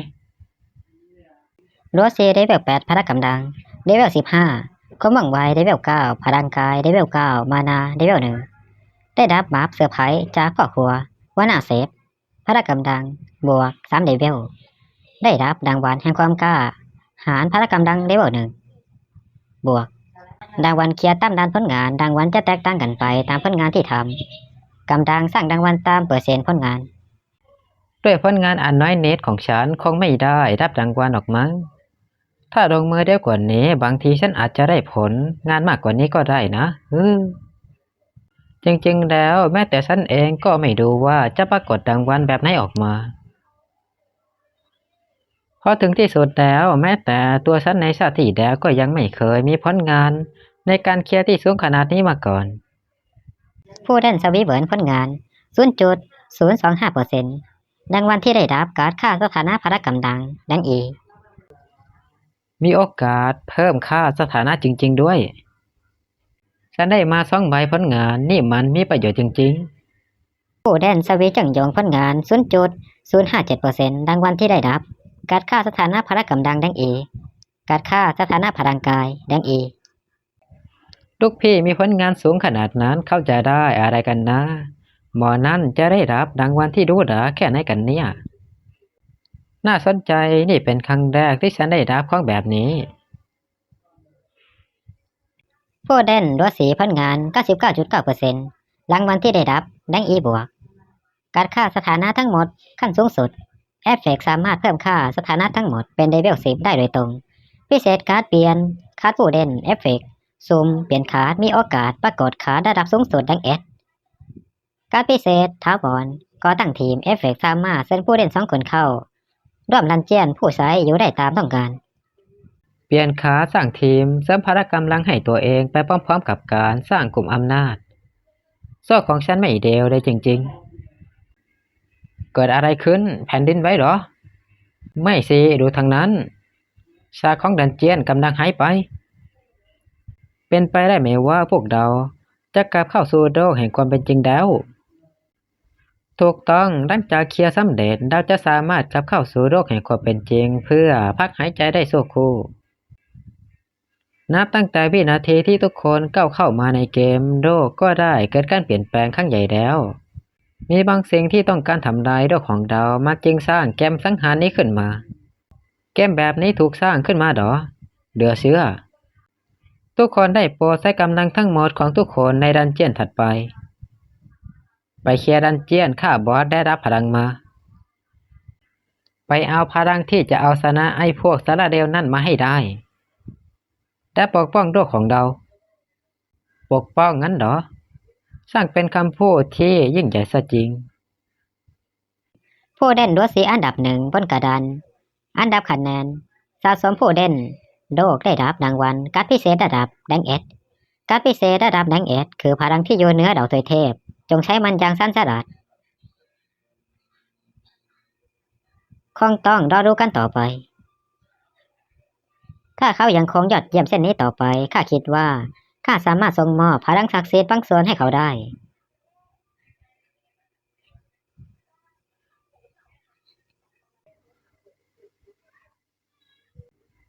เฮ้อหวังว่าจะมีคนฟังที่ฉันพูดนะเพื่อที่จะช่วยโดฉันต้องการพลังจากผู้คนอีกมากฟื้นแล้วเหรอคุณหมอเขาฟื้นแล้วคะสติสัมปชัญญะชัดเจนสัญญาณชีพทุกอย่างเป็นปกติดูมันจะไม่มีปัญหาอะไรร้ายแรงนะคุณอยู่ในอาการโคม่ามา3 วันแล้วเข้าสู่สภาวะโคม่าพร้อมกับคนอีกหลายแสนคนแต่คุณเป็นคนแรกที่ฟื้นขึ้นมามันจะบังเอิญขนาดนั้นได้ยังไงที่คนหลายแสนคนทั่วโลกจะตกอยู่ในอาการโคม่าในเวลาเดียวกันคุณพอจะรู้อะไรบ้างไหม แม่ของผมอยู่ที่ไหนหรอครับ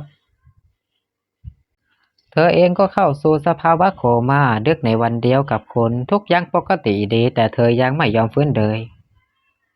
หากประเมินจากมุมมองทางการแพทย์แล้วแม่ของคุณได้กลายเป็นเจ้าหญิงนิทราไปแล้วครับเหมือนกับในชาติที่แล้วโดยแม่ก็ถูกเลือกให้เป็นผู้เล่นกลุ่มแรกเช่นกันการคัดเลือกสำหรับวันแห่งการกักขังได้ดึงทุกคนเข้าสู่เกมในคราวเดียวแต่มันจะดึงมนุษย์เข้าไปเป็นกลุ่ม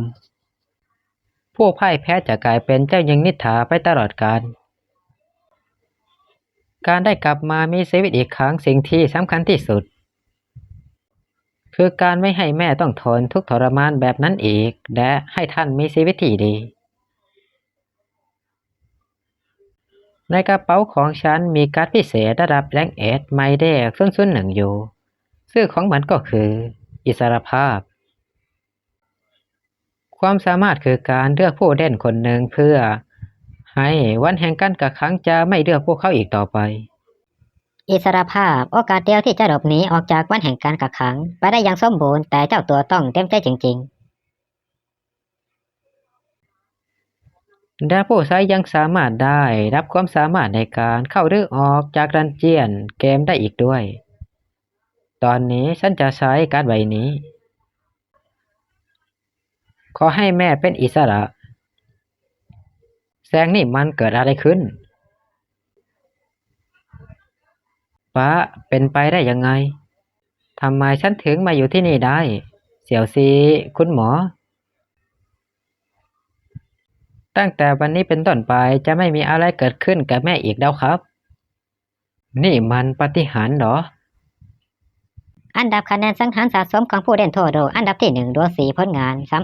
3,000ผู้เล่นอันดับหนึ่งของโลกเราต้องดึงตัวคนนี้มาเป็นพวกให้ได้ในอนาคตเขาอาจจะกลายเป็นผู้ปกครองคนใหม่ของโลกนี้ก็ได้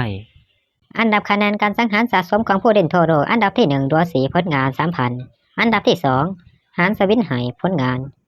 210อันดับที่3เดียวเยี่ยนผลงาน490อันดับที่4ยุนเยี่ยนผลงาน480เสี่ยวซีแม่ไปสวนสนุกที่น่ากลัวมากๆมามีมอนเตอร์ทุกชนิดแล้วก็มีคนเยอะแยะพวกมอนเตอร์ตามพวกเราแล้วเกิดอะไรขึ้นต่อหรอครับที่แท้สิ่งที่แม่เจอก็คือดันเจียนเริ่มต้นสไตล์สวนสนุกนี่เองจากนั้นแม่ก็เห็นมอนเตอร์ตัวหนึ่งยื่นกรงเล็บออกมาทางแม่แล้วภาพของแม่ก็ดับไปหลังจากนั้นแม่ก็ไม่รู้อะไรอีกเลยพอแม่ลืมตาตื่นขึ้นมาอีกก็เห็นดวงดาวดาเสี่ยวซีเป็นความฝันที่แปลกจริงๆนะ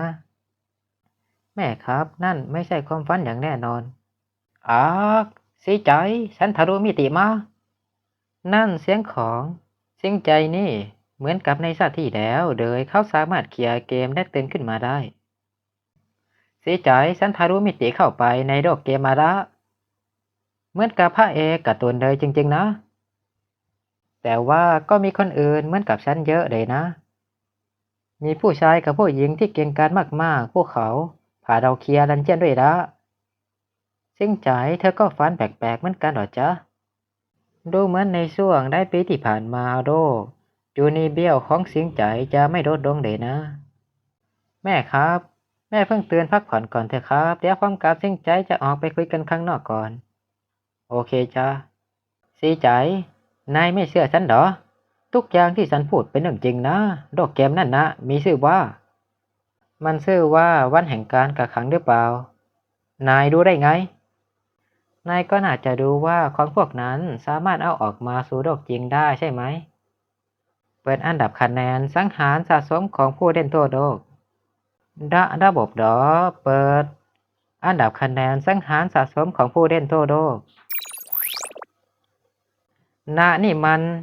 คนอันดับหนึ่งในแรงกิ้งนี้ถูกต้องอันดับคะแนนสังหารสะสมของผู้เล่นทั่วโลกอันดับที่1ด้วย4คะแนน 3,000ฉันเองแหละซี่ใจายเป็นผู้เล่นอันดับหนึ่งของโลกในด้านคะแนนจริงๆเหรอเนี่ยฉันนึกว่า แต่หลังจากที่ฉันใช้การ์ดใบนี้นายก็น่าจะได้รับการแจ้งเตือนเหมือนกัน ระบบใช้งานการ์ดเปลี่ยนการ์ดผู้เล่น ผู้เล่นดวสีได้ใช้งานการ์ดเปลี่ยนการ์ดผู้เล่นกำลังสุ่มการ์ด การ์ดในวันแห่งการกักขัง ทุกการ์ดล้วนทรงพลัง เพราะว่าการ์ดเปลี่ยนการ์ดนั้นหายากมาก อย่างไรก็ตามการ์ดเหล่านี้จำเป็นต้องได้รับการเลื่อนระดับ การ์ดในระดับเริ่มต้นมักจะอ่อนแอ แต่อนาคตนั้นได้ขีดจำกัดได้มีอยู่3การ์ดที่ทรงพลังที่สุด หนึ่งคือผู้ใช้ท่าที่สามารถพัฒนากลายเป็นมหาจัตุรัสได้ มันเป็นการ์ดทรงพลังที่สามารถควบคุมธาตุทั้งสีลมน้ำไฟและสายฟ้าได้การ์ดที่สองก็คือผู้ใช้สายเลือดมังกรซึ่งสามารถพัฒนากลายเป็นราชามังกรเพลิงทมิฬแห่งการดับสูญได้การ์ดนี้สามารถแปลงร่างเป็นมังกรยักษ์ที่พ่นไฟเพลิงทมิฬที่ทรงพลังออกมาได้สุดท้ายคือผู้แสวงหาปัญญาซึ่งสามารถพัฒนากลายเป็นปราชญ์ข้ามกั้นเวลาได้การ์ดนี้สามารถควบคุมการเดินทางข้ามเวลาและมีความสามารถในการแทรกแซงทำลายได้ มันเป็นการ์ดที่ทรงพลังที่สุดมันไม่เคยปรากฏออกมาก่อน ฉันเคยเห็นแค่ไม่กี่คำเกี่ยวกับมันในข้อความระบบจากชาติที่เดียวเท่านั้น การสุ่มการ์ดมันเป็นแบบสุ่มสงสัยจังว่าการ์ดของฉันจะเป็นอะไร ผู้ฝึกหัดแห่งสรรพสิ่ง อะไรกันการ์ดนี้ มันแม้แต่ฉันก็ไม่เคยได้ยินมาก่อน ผู้เล่นดวสีเปลี่ยนการ์ดสำเร็จดวสีการ์ดผู้ฝึกหัดแห่งสรรพสิ่งระดับการ์ดไม่ทราบพรสวรรค์การ์ดเสียงสะท้อนแห่งเครื่องมือ เสียงสะท้อนแห่งเครื่องมือเอฟเฟกต์ผู้ถือของการ์ดจะเริ่มรับรู้ถึงตรรกะที่ได้เวียนอยู่ภายในทุกสรรพสิ่ง พวกเขาสามารถก้าวข้ามความทรงจำของกล้ามเนื้อและเสียงสะท้อนอันลึกซึ้งกับเครื่องมือ อาวุธเครื่องมือและแม้แต่วัตถุรอบตัวธรรมดาในมือของพวกเขา จนบรรลุถึงสภาวะจิตและกระบวนท่าล้อมรวมเป็นหนึ่ง ผู้ฝึกหัดแห่งสรรพสิ่ง โดยทั่วไปการพัฒนาการ์ดจะมีเสียง3ขั้นแต่การ์ดนี้มันไม่ถึง5ขั้น ความยากในการพัฒนาการ์ดนี่มันเกินกว่าการ์ดไหนๆที่ฉันเคยได้ยินมาเลย ผู้ฝึกหัดแห่งสรรพสิ่งหลังจากพัฒนาขึ้นสุดท้ายแล้วพลังของมันจะเป็นแบบไหนกันนะ แม้แต่ฉันอดีตผู้เล่นที่แข็งแกร่งที่สุดก็ยังอดคาดหวังและสงสัยไม่ได้เลยเสียใจนายกลายเป็นผู้ถือของคัดคนแรกของโลกจริงๆด้วยเสียใจนะนายเสียใจแบกฉันหน่อยเดียวฉันทำไมเสียใจแบกฉันหน่อยเห็นแกที่เราเป็นเพื่อนกันมาตั้งแต่เด็กนะฉันมาผิดเวลาหรือเปล่าคะมีเรื่องอะไรหรือเปล่าครับถ้าจะไม่ผิดตอนนั้นที่ตื่นขึ้นมาพยาบาลจะมาเก็บค่ารักษาศีลนะในชาติที่แล้วฉันต้องแบกรับปัญหามากมายเพราะเรื่องนี้คุณดัวซีคะค่ารักษาพยาบาลที่คุณแม่ของคุณจ่ายไว้ในช่วงครึ่งปีแรกถูกใช้หมดแล้ว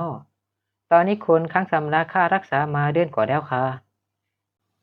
ฉันยังมีเงินอยู่ในบัตรเงินเดือน2-3 พันให้ฉันช่วยนายสำรองจ่ายไปก่อนไหม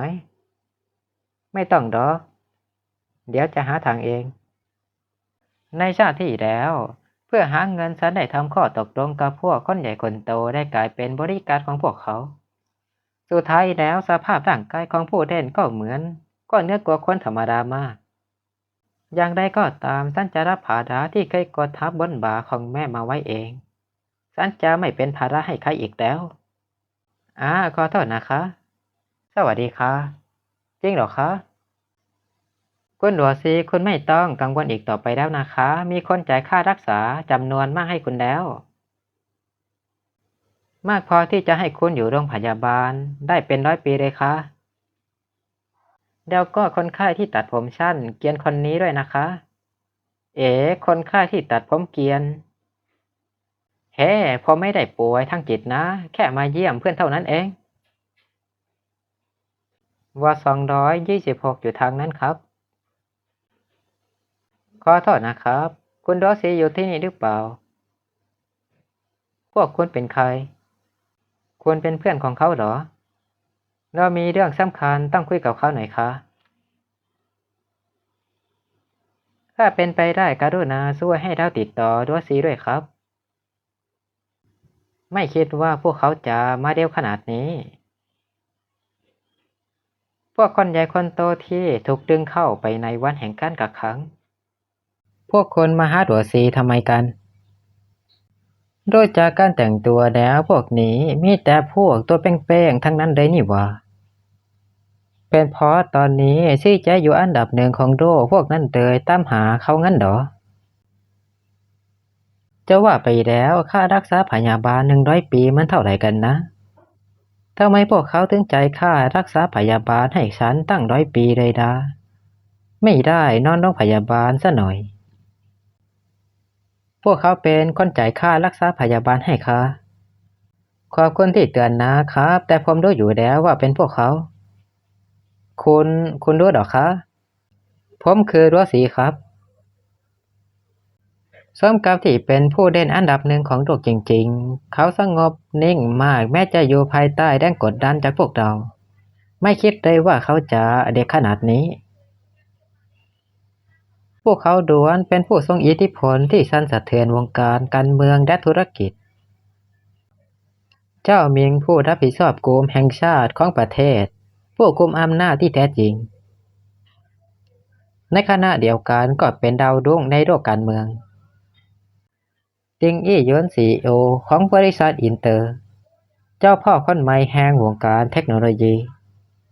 และยังทำงานใกล้ชิดกับกองทัพด้วยเจิ้งซือหลินผู้นำของด่านโอเชียนกรุ๊ปบริษัทยักษ์ใหญ่ระดับนานาชาติที่ควบคุมพลังงานและแร่ธาตุจำนวนมหาศาลเธอมีอิทธิพลอย่างสูงในประเทศต่างๆทั่วโลกฉันได้ยินข่าวเรื่องของคุณมามากมายเลยครับคุณดัวสียินดีที่ได้รู้จักครับฉันคิดว่าคุณดัวสีคงจะไม่รู้จักพวกเรา3 คนถ้างั้นให้พวกเราแนะน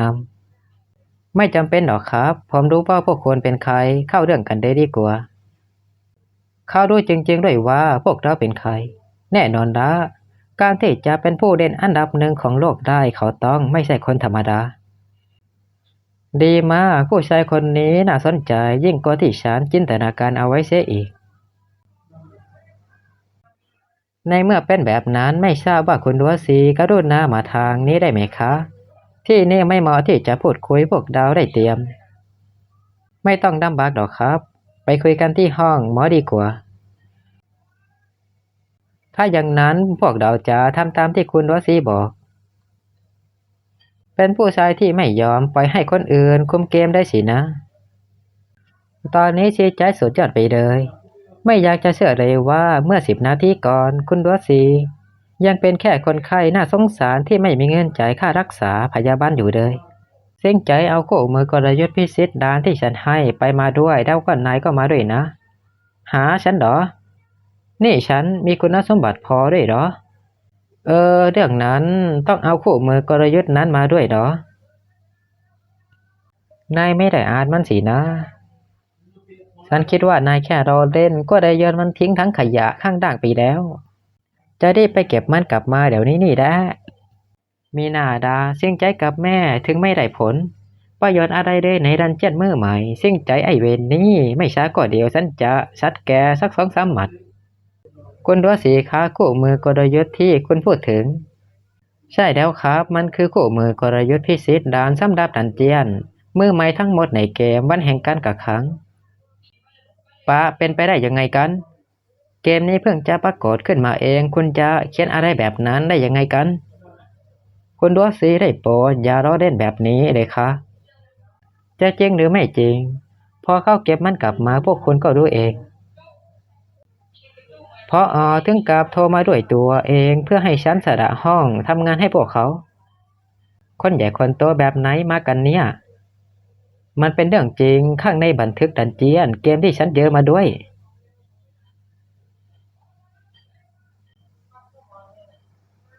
ประเภทของมอนเตอร์จุดอ่อนหรือแม้กระทั่งกดดับก็ระบุไว้อย่างชัดเจนฉันก็เห็นดันเจียนเกมของฉันเหมือนกันฉันด้วยสิ่งที่เขียนไว้ข้างในเป็นเรื่องจริงทั้งหมดเลยไม่น่าเชื่อสิใจงั้นทุกอย่างที่เขียนไว้ในนั้นก็เป็นเรื่องจริงนะสิ ถ้านายฟังฉันแต่แรกบางทีนายอาจจะมีชื่ออยู่ในบนกระดานผู้นำของโลกไปแล้วบ้าเอ้ยฉันพลาดโอกาสทองไปแล้วคุณรอซีได้โปรดให้อภัยในความเสียมารยาทของพวกเราด้วยตอนแรกพวกเราอยากจะเชิญคุณเข้าร่วมทีมแต่เมื่อรู้จักตอนนี้แล้วความสามารถของคุณมันเหนือจินตนาการไปไกลพวกเราไม่มีคุณสมบัติพอได้อะไรได้คุณดูเหมือนผู้อย่างดูที่มองเห็นทุกสิ่งทุกอย่างคะผมก็มีความรู้สึกแบบนั้นอยู่ในเหมือนกันครับในชาติที่แล้วเราผู้รอดชีวิตร่วมกลุ่มกันด้วยความอบอุ่นเขียนรายละเอียดดันเจียนที่พวกเขาประสบพบเจอลงในฟอร์มเพื่อที่จะหาเทคนิคการเคลียร์ด่านจริงฉันจึงบังคับตัวเองให้จดจำกฎของดันเจียนทั้งหมดไม่คิดเลยว่าความพยายามในชาติที่แล้วจะกลับมามีประโยชน์อีกครั้งเป็นการเพิ่มไพ่ต่อรองที่ทรงพลังอีกใบให้ฉันเพื่อเอาชนะพวกเทพมารนั้นทีนี้พวกคุณต้องการอะไรจากผมดาคุณโรสีได้โปรดมาเป็นที่ปรึกษาของพวกเราเถอะเกี่ยวกับทุกอย่างของเกมวันแห่งการกักขังพวกเราต้องการความช่วยเหลือจากคุณครับความรู้สึกแขวนอยู่บนเส้นได้ครั้งที่แล้วมันน่ากลัวเกินไปถ้าเราได้รับความช่วยเหลือจากคุณโรสีครั้งหน้ามันจะต้องไม่เลวร้ายขนาดนั้นแน่พวกเราจะต้องถูกดึงเข้าไปในวัดแห่งการกักขังอีกแน่และพวกเราไม่อยากตายเสียใจตามใดที่คุณหลวงซีตกลงไม่ว่าคุณจะตั้งเงื่อนไขอะไรพวกเราจะยอมรับทั้งหมดครับการเป็นที่ปรึกษาให้พวกคุณก็ไม่ใช่ว่าเป็นไปไม่ได้หรอกเสียใจตอนนี้นายดูโคตรจะเท่เลยครอบครัวของเสียใจลำบากมาหลายปีแล้วสิ่งที่ต้องทำเร่งด่วนที่สุดก็คือเงินขอเงินว้าวแบบนี้คุณป้าจะได้ไม่ต้องทำงานหนักอีกต่อไปส่วนฉันก็จะได้ไม่ต้องไปทำงานทุกวันเหมือนกัน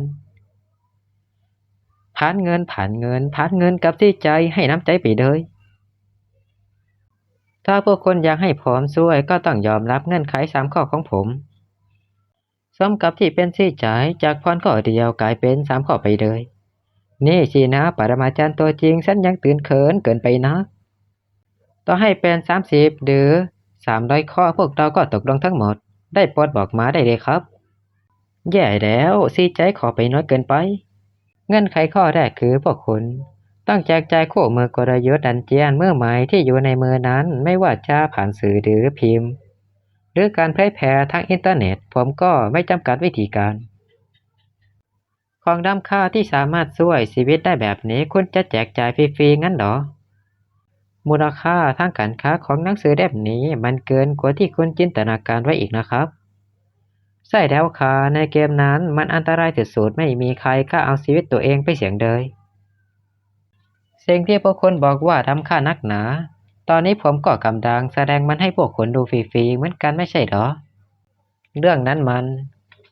คุณใจกว้างมากจริงๆครับสิ่งที่ผมได้ตามมันต่างจากพวกคุณผมไม่ได้ต้องการจะช่วยแค่พวกคุณแต่ผมอยากจะช่วยทุกคนอีกมากมายถ้าพวกคุณตกลงกับเงื่อนไขข้อแรกไม่ได้เราก็ไม่มีเรื่องต้องคุยกันอีกเขาไม่ได้เสแสร้งคนแบบนี้หาได้ยากในโลกนี้จริงๆเห็นผลประโยชน์มหาศาลอยู่ตรงหน้าแต่กลับไม่มีท่าทีหวั่นไหวเลยสักนิดหน้าตาดีแถมยังมีจิตใจงามอีกเป็นผู้ชายที่ดีที่หาได้ยากในโลกนี้จริงๆเราตกลงตามเงื่อนไขข้อแรกของคุณและเราจะเผยแผ่มันไปทั่วโลกด้วยความเร็วสูงสุดดีครับเงื่อนไขข้อที่2คือให้พวกคุณเป็นแกนนำจัดตั้งสมาคมบริหารผู้เล่นและร่างกฎหมายจัดการผู้เล่นเป้าหมายคือเพื่อควบคุมผู้เล่นที่ได้รับพลังเนื้อมนุษย์เพื่อที่พวกเขาจะได้ไม่ทำลายวิถีชีวิตดั้งเดิมของโลกโปรดวางใจได้เลยครับปัจจุบันเราก็มีความตั้งใจนี้อยู่เช่นกันเราจะไม่ปล่อยให้ผู้เล่นที่ได้รับพลังแข็งแกร่งมารังแกคนธรรมดาแน่นอนครับดีงั้นเงื่อนไขข้อสุดท้ายคือบางทีมันต้องเป็นเงื่อนไขที่ยากมากได้สินะคุณดวงศรีคงจะทำอะไรที่ยิ่งใหญ่กว่านี้เรื่องที่แม้แต่พวกเราก็ยังทำได้ยาก สีใจรีบขอเงินพวกเขาสิขอเงินนี่เป็นพรข้อสุดท้ายแล้วนะสีใจผมอยากได้บ้านหลังหนึ่งไม่ต้องใหญ่มากก็ได้เพราะไม่อยากให้แม่ใช้ชีวิตอยู่ในโรงพยาบาลจิตเวชอีกต่อไปแล้ว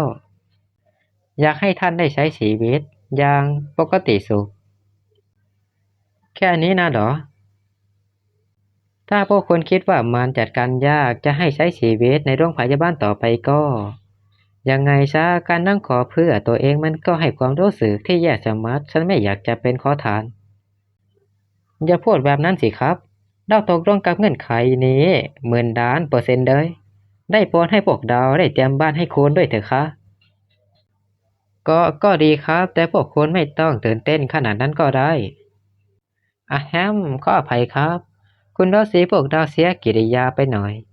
ขอโทษครับเฮ้เฮ้เฮ้นี่เป็นเงื่อนไขที่เรียบง่ายที่สุดใน3 ข้อแถมมันยังเป็นเงื่อนไขที่ทำให้ดาวสร้างบุญคุณกับเขาได้ง่ายที่สุดด้วยพวกนาย2 คนอย่าได้คิดที่จะแย่งเรื่องนี้ไปจากฉันเด็ดขาดนะผมได้บอกเงื่อนไขทั้ง3 ข้อไปแล้วยังมีธุระต้องทำอยู่ขอตัวกลับไปที่ห้องผู้ป่วยก่อนนะครับจากการคำนวณเวลาเธอน่าจะใกล้มาถึงแล้วอีกอย่างการนับถอยหลังสู่การเปิดวันแห่งการกักขังครั้งต่อไปใกล้จะมาถึงแล้วอะไรนะประกาศจากระบบขอแสดงความยินดีกับผู้เล่นทุกคนที่รอดชีวิตจากดันเจียนมือใหม่นี่คือสิทธิพิเศษระดับสูงสุดที่พวกคุณได้รับมาเกมวันแห่งการกักขังครั้งต่อไปกำลังจะเริ่มขึ้นนับถอยหลังสู่การเปิดมันปรากฏขึ้นมาจริงๆด้วยสิทธิพิเศษระดับสูงสุดหมายถึงการที่ได้เห็นสิ่งนี้เด้อ72 ชั่วโมงซึ่งหมายความว่ายังเหลืออีก3 วันหลังจากทำตามเงื่อนไขของผมเสร็จแล้วผมจะเขียนกลยุทธ์สำหรับทุกดันเจียนในรอบที่2ให้พวกคุณรีบหน่อยนะครับพวกคุณมีเวลาแค่3 วันเท่านั้นครับคุณหัวซี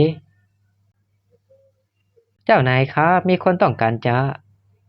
ฉันบอกไปแล้วไม่ใช่หรือไงว่าห้ามใครมารบกวนต่อให้เป็นเจ้าหน้าที่ก็ให้พวกเขารออยู่ข้างนอกแต่ว่าเธอบอกว่าเป็นแฟนของคุณหัวซีครับซีจ๋ายแกแอบไปมีแฟนรับดังฉันเด้อไอ้สารแต้วหุบปากไปเด้ออย่าพูดอะไรที่ทำให้เข้าใจผิดแบบนั้นสิอีกอย่างฉันไม่ได้คบกับใครคุณผู้หญิงครับคุณเข้าไปไม่ได้ดัวซีไม่ได้เจอกันนานเลยนะเป็นยายนั่นจริงๆด้วยยังมีหน้าโผล่มาที่นี่อีกเด้อนี่เหรอแฟนของคุณดัวซีงั้นเหรอถ้าดูจากรูปลักษณ์ภายนอกพวกเขาก็ดูเหมาะสมกันดีนะเป็นเธอนี่เองใส่หัวไปคนไข้โรคจิตอย่างแกไม่เสร็จอะไรมาสอบฉันฮ่าฮ่าฮ่าตาโรคเส้นดีจริงๆสมัยเรียนได้คนคิดว่าฉันชอบเธอทั้งที่ตอนนั้นฉันปฏิบัติกับเธอในฐานะเพื่อนคนหนึ่งเท่านั้นและตอนนี้เธอก็เป็นผู้เด่นด้วยเหมือนกันดัวซีไม่เจอกันนานเลยช่อดอกไม้นี้ให้นายนะเรื่องก่อนหน้านี้ฉันผิดเองสายตาของคุณดัวดูเหมือนจะไม่ชอบผู้หญิงคนนี้เลยถ้าเห็นท่าไม่ดีเราต้องให้เธอออกไปจากคุณดัวซีไปออกไปเลยไปเธอมีสิทธิ์อะไรมาพูดแบบนั้นฮะตอนนั้นเป็นเธอนั่นแหละที่หักหน้าเสียใจต่อหน้าคนอื่นตอนนั้นฉันยังเด็กและโง่เขลาไปหน่อยตอนนี้ฉันรู้แล้วว่าฉันผิดไปเธอมาหาฉันพอเห็นชื่อในกระดานคะแนนสินะเป็นอย่างนี้นี่เองเป็นผู้หญิงที่มองโลกตามความเป็นจริงสินะมันก็จริงแต่ว่าดัวซีถึงแม้ว่าฉันจะเคยปฏิเสธนายไปก็เถอะแต่นายคงไม่ปล่อยให้ฉันไปตายดอกใช่ไหมปฏิเสธดอกนั่นมันคือการหยามหน้ามันคือการใส่ร้ายช่วยใช้คำที่มันถูกๆหน่อยสิซึ่งใจนี่มันโรงพยาบาลนะเบาเสียงหน่อยพวกเราไปกันเถอะจริงด้วยแล้วอีกอย่างฉันมองเธอเป็นแค่เพื่อนมาตลอดไม่เคยชอบเธอได้สักนิดดัวซีนี่นายยังงอนฉันอยู่ใช่ไหมขอแค่นายช่วยฉันจะยอมเป็นแฟนนายหรือนะดัวซีฉันจะไม่มีวันทิ้งนายไปเด็ดขาด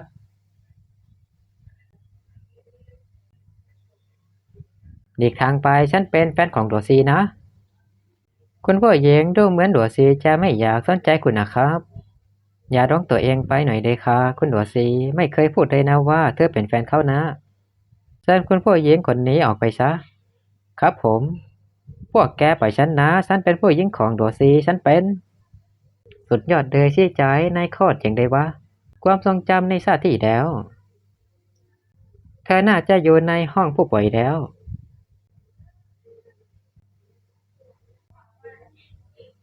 เสี่ยวซีมานี่สิเสี่ยวดุยมาเยี่ยมอีกแล้วนะคุณป้าบอกว่าเมื่อกี้นายออกไปข้างนอกฉันไม่มีอะไรทำก็เลยมาช่วยทำงานนิดหน่อยนะไม่เจอกันนานเลยนะไม่เจอกันนานหรอกคะฉันว่าฉันเพิ่งมาเยี่ยมไปเมื่ออาทิตย์ที่แล้วเองนี่นะชีมีชีวิตอยู่ต่อไปนะนายต้องมีชีวิตอยู่ต่อไปในชาตินี้ฉันจะไม่ยอมให้คนสำคัญคนไหนจากไปอีกแล้วดึงเข้ามากอดเอ๊ะสองคนนี้เป็นแค่เพื่อนกันจริงๆหรอรู้สึกแปลกๆโรงพยาบาลย้ายฉันกับแม่มาที่ห้องที่ดีกว่าให้เองโดยเจ้ามิ่งกับคนอื่นๆมีอิทธิพลสูงจริงนับถอยหลัง63ชั่วโมง21นาที19วินาทีๆได้อีก63ชั่วโมงดันเจียนถัดไปน่าจะเหมือนกับในชาติที่แล้ว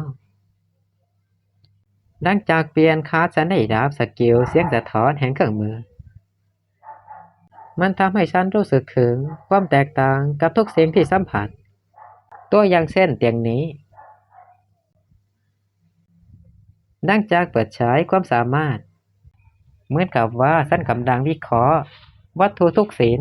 จากนั้นความเข้าใจของฉันที่มีต่อเตียงโรงพยาบาลก็ลึกซึ้งขึ้นมากประมาณรับรู้ได้ว่าสกูตัวที่2ตรงคับเตียงด้านซ้ายกำลังจะหลุดโชคไม่ดีที่โรงพยาบาลไม่มีอาวุธไม่อย่างนั้นฉันคงได้ทดสอบแล้วว่าวิเคราะห์อาวุธจะได้สักแค่ไหนดัวซีเจ้ามีคุณสมบัติที่จะเข้าร่วมการทดสอบของเทพเจ้าองค์นี้แล้วนี่มันเสียงจากข่าวก่อนนี่นาเสียงที่ปรากฏในหัวฉันบ่อยๆตั้งแต่เกิดคุณเป็นใครกันครับคุณสมบัติคุณสมบัติอะไรเจ้าจะได้รู้ว่าข้าเป็นใครแต่สำหรับตอนนี้เจ้าสามารถตัดสินใจได้ด้วยตัวเองว่าจะเข้ารับการทดสอบของเทพเจ้าองค์นี้หรือไม่พวกเขามีพลังที่สามารถช่วยให้ฉันเอาชนะดาวเทพมารได้ถ้าไม่ทำตอนนี้แล้วจะทำตอนไหนล่ะฉันจะผ่านบททดสอบของคุณให้ได้เริ่มเลยดีงั้นมาเริ่มกันเลยถ้าผ่านการทดสอบไปได้เจ้าจะได้กลับมายังโลกนี้แต่ถ้าไม่เจ้าจะต้องติดอยู่ในมิติแห่งการทดสอบตลอดไป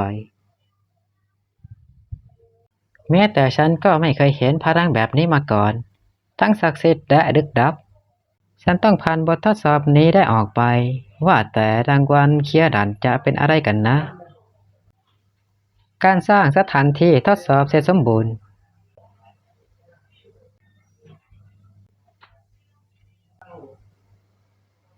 พระราชวังอย่างนั้นเหรอเนื้อหาของบททดสอบนี้เรียบง่ายสังหารคู่ต่อสู้ของเจ้าภายในเวลา10 นาทีเดี๋ยวเจ้าจะออกไปได้จงจำไว้การครอบครองปัญญาที่ยังดูทุกสรรพสิ่งคือหนทางเดียวที่จะชนะบัดนี้การทดสอบของเจ้าได้เริ่มขึ้นแล้วผู้รักษาศาสนาบาลไดเนตนักดาบที่แข็งแกร่งที่สุดผู้ไม่มีวันได้รับบาดเจ็บนับเวลาถอยหลัง9นาที59วินาทีนี่คือคู่ต่อสู้ของฉันงั้นเหรอผู้เล่นที่แข็งแกร่งที่สุดปะทะนักดาบที่แข็งแกร่งที่สุดน่าสนใจนี่เป็นอาวุธที่มอบให้ฉันสำหรับการต่อสู้นี้สินะกำลังกังวลอยู่เลยว่าจะไม่มีที่ให้ทดสอบเสียงสะท้อนแห่งเครื่องมือวัตถุนี้ไม่ใช่อุปกรณ์จริงไม่สามารถสร้างเสียงสะท้อนได้งั้นเสียงสะท้อนแห่งเครื่องมือก็รับรู้ได้แค่วัตถุของจริงสินะดาบเล่มนี้คงเป็นแค่ดาบดวงตา ถ้าอย่างนั้นก็อย่าได้เสียเวลาเลยฉันจะเขียนบททดสอบนี้ในเขาเดียวก็ฉันดูหน่อยเธอว่านักดาบที่แข็งแกร่งที่สุดนะมีความสามารถอะไรบ้างพลังไม่เดียวนี้ถึงแม้เขาจะใช้ดาบใหญ่แต่การเปลี่ยนท่าเคลื่อนที่ทั้งรวดเร็วได้รุนแรงท่าตั้งต้นของไม้ตายเป็นไม้ตายที่รุนแรงมากแต่ซ่องโหว่ก็ใหญ่มากเหมือนกันผลแพ้ชนะตัดสินกันแล้วเขาก็เป็นแค่ภาพลวงตาเหมือนกำดาบของฉันการตัดหัวคงไม่สร้างกำแพงทางใจอะไรขึ้นมาได้บาดแผลขนาดนี้น่าจะเพียงพอทำให้ถึงตายได้นักดาบที่แข็งแกร่งที่สุดผู้ไม่มีวันได้รับบาดเจ็บหมายความว่าอย่างนี้นี่เองเขาไม่สามารถถูกใครฆ่าได้ฉันต้องฆ่าเขาด้วยวิธีอื่นที่ไม่ใช่การตัดหัวฉันควรทำยังไงดีนับเวลาถอยหลัง4 นาที21 วินาทีการครอบครองปัญญาที่จะอย่างรู้ทุกสรรพสิ่งคือหนทางเดียวที่จะชนะคำใบ้สำคัญนั่นต้องมีประโยชน์แน่โครงกระดูกเขาคือเขากำลังปกป้องโครงกระดูกนั้นฉันเข้าใจแล้วผู้รักษาสัตย์สาบานคำสาบานของเขาคือการปกป้องคนที่อยู่ข้างหลังฉันต้องทำแบบนี้เพื่อที่จะชนะดูเหมือนว่าเขาจะยังไม่มีคุณสมบัติพอที่จะรับพรจากเทพองค์นี้ไม่ว่าใช้วิชาลับแบบไหนมันก็เป็นไปไม่ได้อย่างสิ้นเชิงที่จะฆ่าผู้รักษาสัตย์สาบานได้แน่นับถอยหลัง2 นาที19 วินาที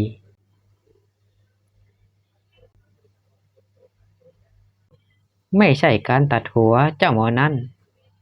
ผู้รักษาสัตย์สาบานได้แน่ดื่มตาแล้วมองดูซะคนที่นายกำลังปกป้องนะกลายเป็นโครงกระดูกไปแล้วนับเวลาถอยหลัง1 นาที 21 วินาทีฮะฮะอ๋อนับเวลาถอยหลัง0 นาที 51 วินาทีคำตอบของปริศนาก็อยู่ในตัวปริศนาเองผู้รักษาสัตย์สาบานที่ฆ่าไม่ได้จะทำได้ตัวเองก็ต่อเมื่อเห็นคำสาบานของตัวเองล้มเหลวเท่านั้นการให้ดาบฉันมาตอนแรกเป็นแค่กั้นดอกดอฉันพูดถูกไหมคุณเทพเจ้าที่ซ่อนตัวอยู่ในม่านหมอกนับปีดาถอยหลัง51 วินาทีถูกต้องยิ่งมันเรียบง่ายเท่าใดก็ยิ่งมองทะลุได้ยากเท่านั้นแต่เจ้าทำได้ข้ายินดีจะมอบพรที่แท้จริงให้แก่เจ้าเจ้าดัวสีมีคุณสมบัตินั้นพรดอฉันจะได้รับพลังแบบไหนกันแน่เนี่ยดัวสีนี่คือการทดสอบที่แท้จริงจงรับมันให้ได้นะหมายความว่ายังไงการทดสอบที่แท้จริงหากต้องการจะรับพรเจ้าต้องทนรับต้นกำเนิดของพลังศักดิ์สิทธิ์นี้ให้ได้จงสัมผัสมันแรงกระแทกทางจิตวิญญาณจากสิ่งมีชีวิตทั้งมวลความเจ็บปวดความสุขความโกรธความเศร้านี่คือคำอธิษฐานของสิ่งมีชีวิตนับพันล้าน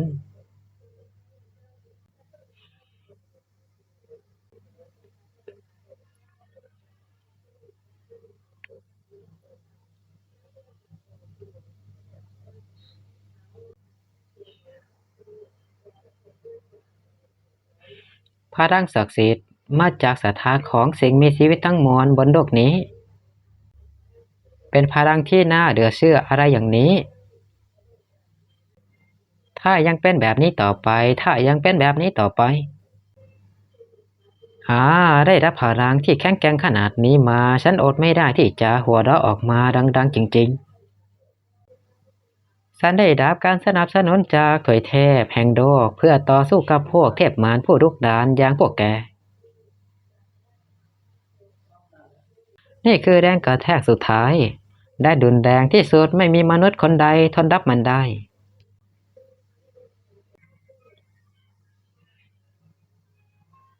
จ้าหมอนั่นคงร่วงไปแล้วสินะเขายังไม่ล้มลงเฮ้อมีแค่นี้เองเหรอน่าสนใจน่าสนใจจริงๆสมกับที่เป็นเจ้าสมกับที่เป็นคนที่พวกเราเลือกเจ้าได้รับพรของเทพองค์นี้แล้วดัวซีเจ้าจงจำนามของเทพองค์นี้ไว้ยิ่งไปกว่านั้นเมื่อเจ้าได้รับการยอมรับจากพวกเขาพรขั้นสุดยอดที่แท้จริงจะมาถึงในตอนนั้นชื่อของคุณพรขั้นสุดยอดนี่คุณยังไม่ได้บอกชื่อตัวเองเลยนะไม่สิพรของเจ้านั่นคืออะไรกันแน่คุณได้รับพรพิเศษผู้พิทักษ์ทั้งเจ็ดคุณจะไม่ได้รับผลกระทบใดๆจากความสามารถประเภทจิตใจถาวรผู้มอบให้เซดับกาเบียลกาเบี้ยวงั้นนี่คือชื่อของเขาสินะพรนี้ต้องเป็นพรที่ระบุไม่ได้ก่อนหน้านี้แน่ๆการที่ไม่ได้รับผลกระทบจากความสามารถประเภทจิตใจมันใช้งานได้ดีมากถ้าว่าตอนนี้ฉันกาตั้งตารอพวกเขาที่กาเบี้ยวพูดถึงมากกว่าและพรขั้นสุดยอด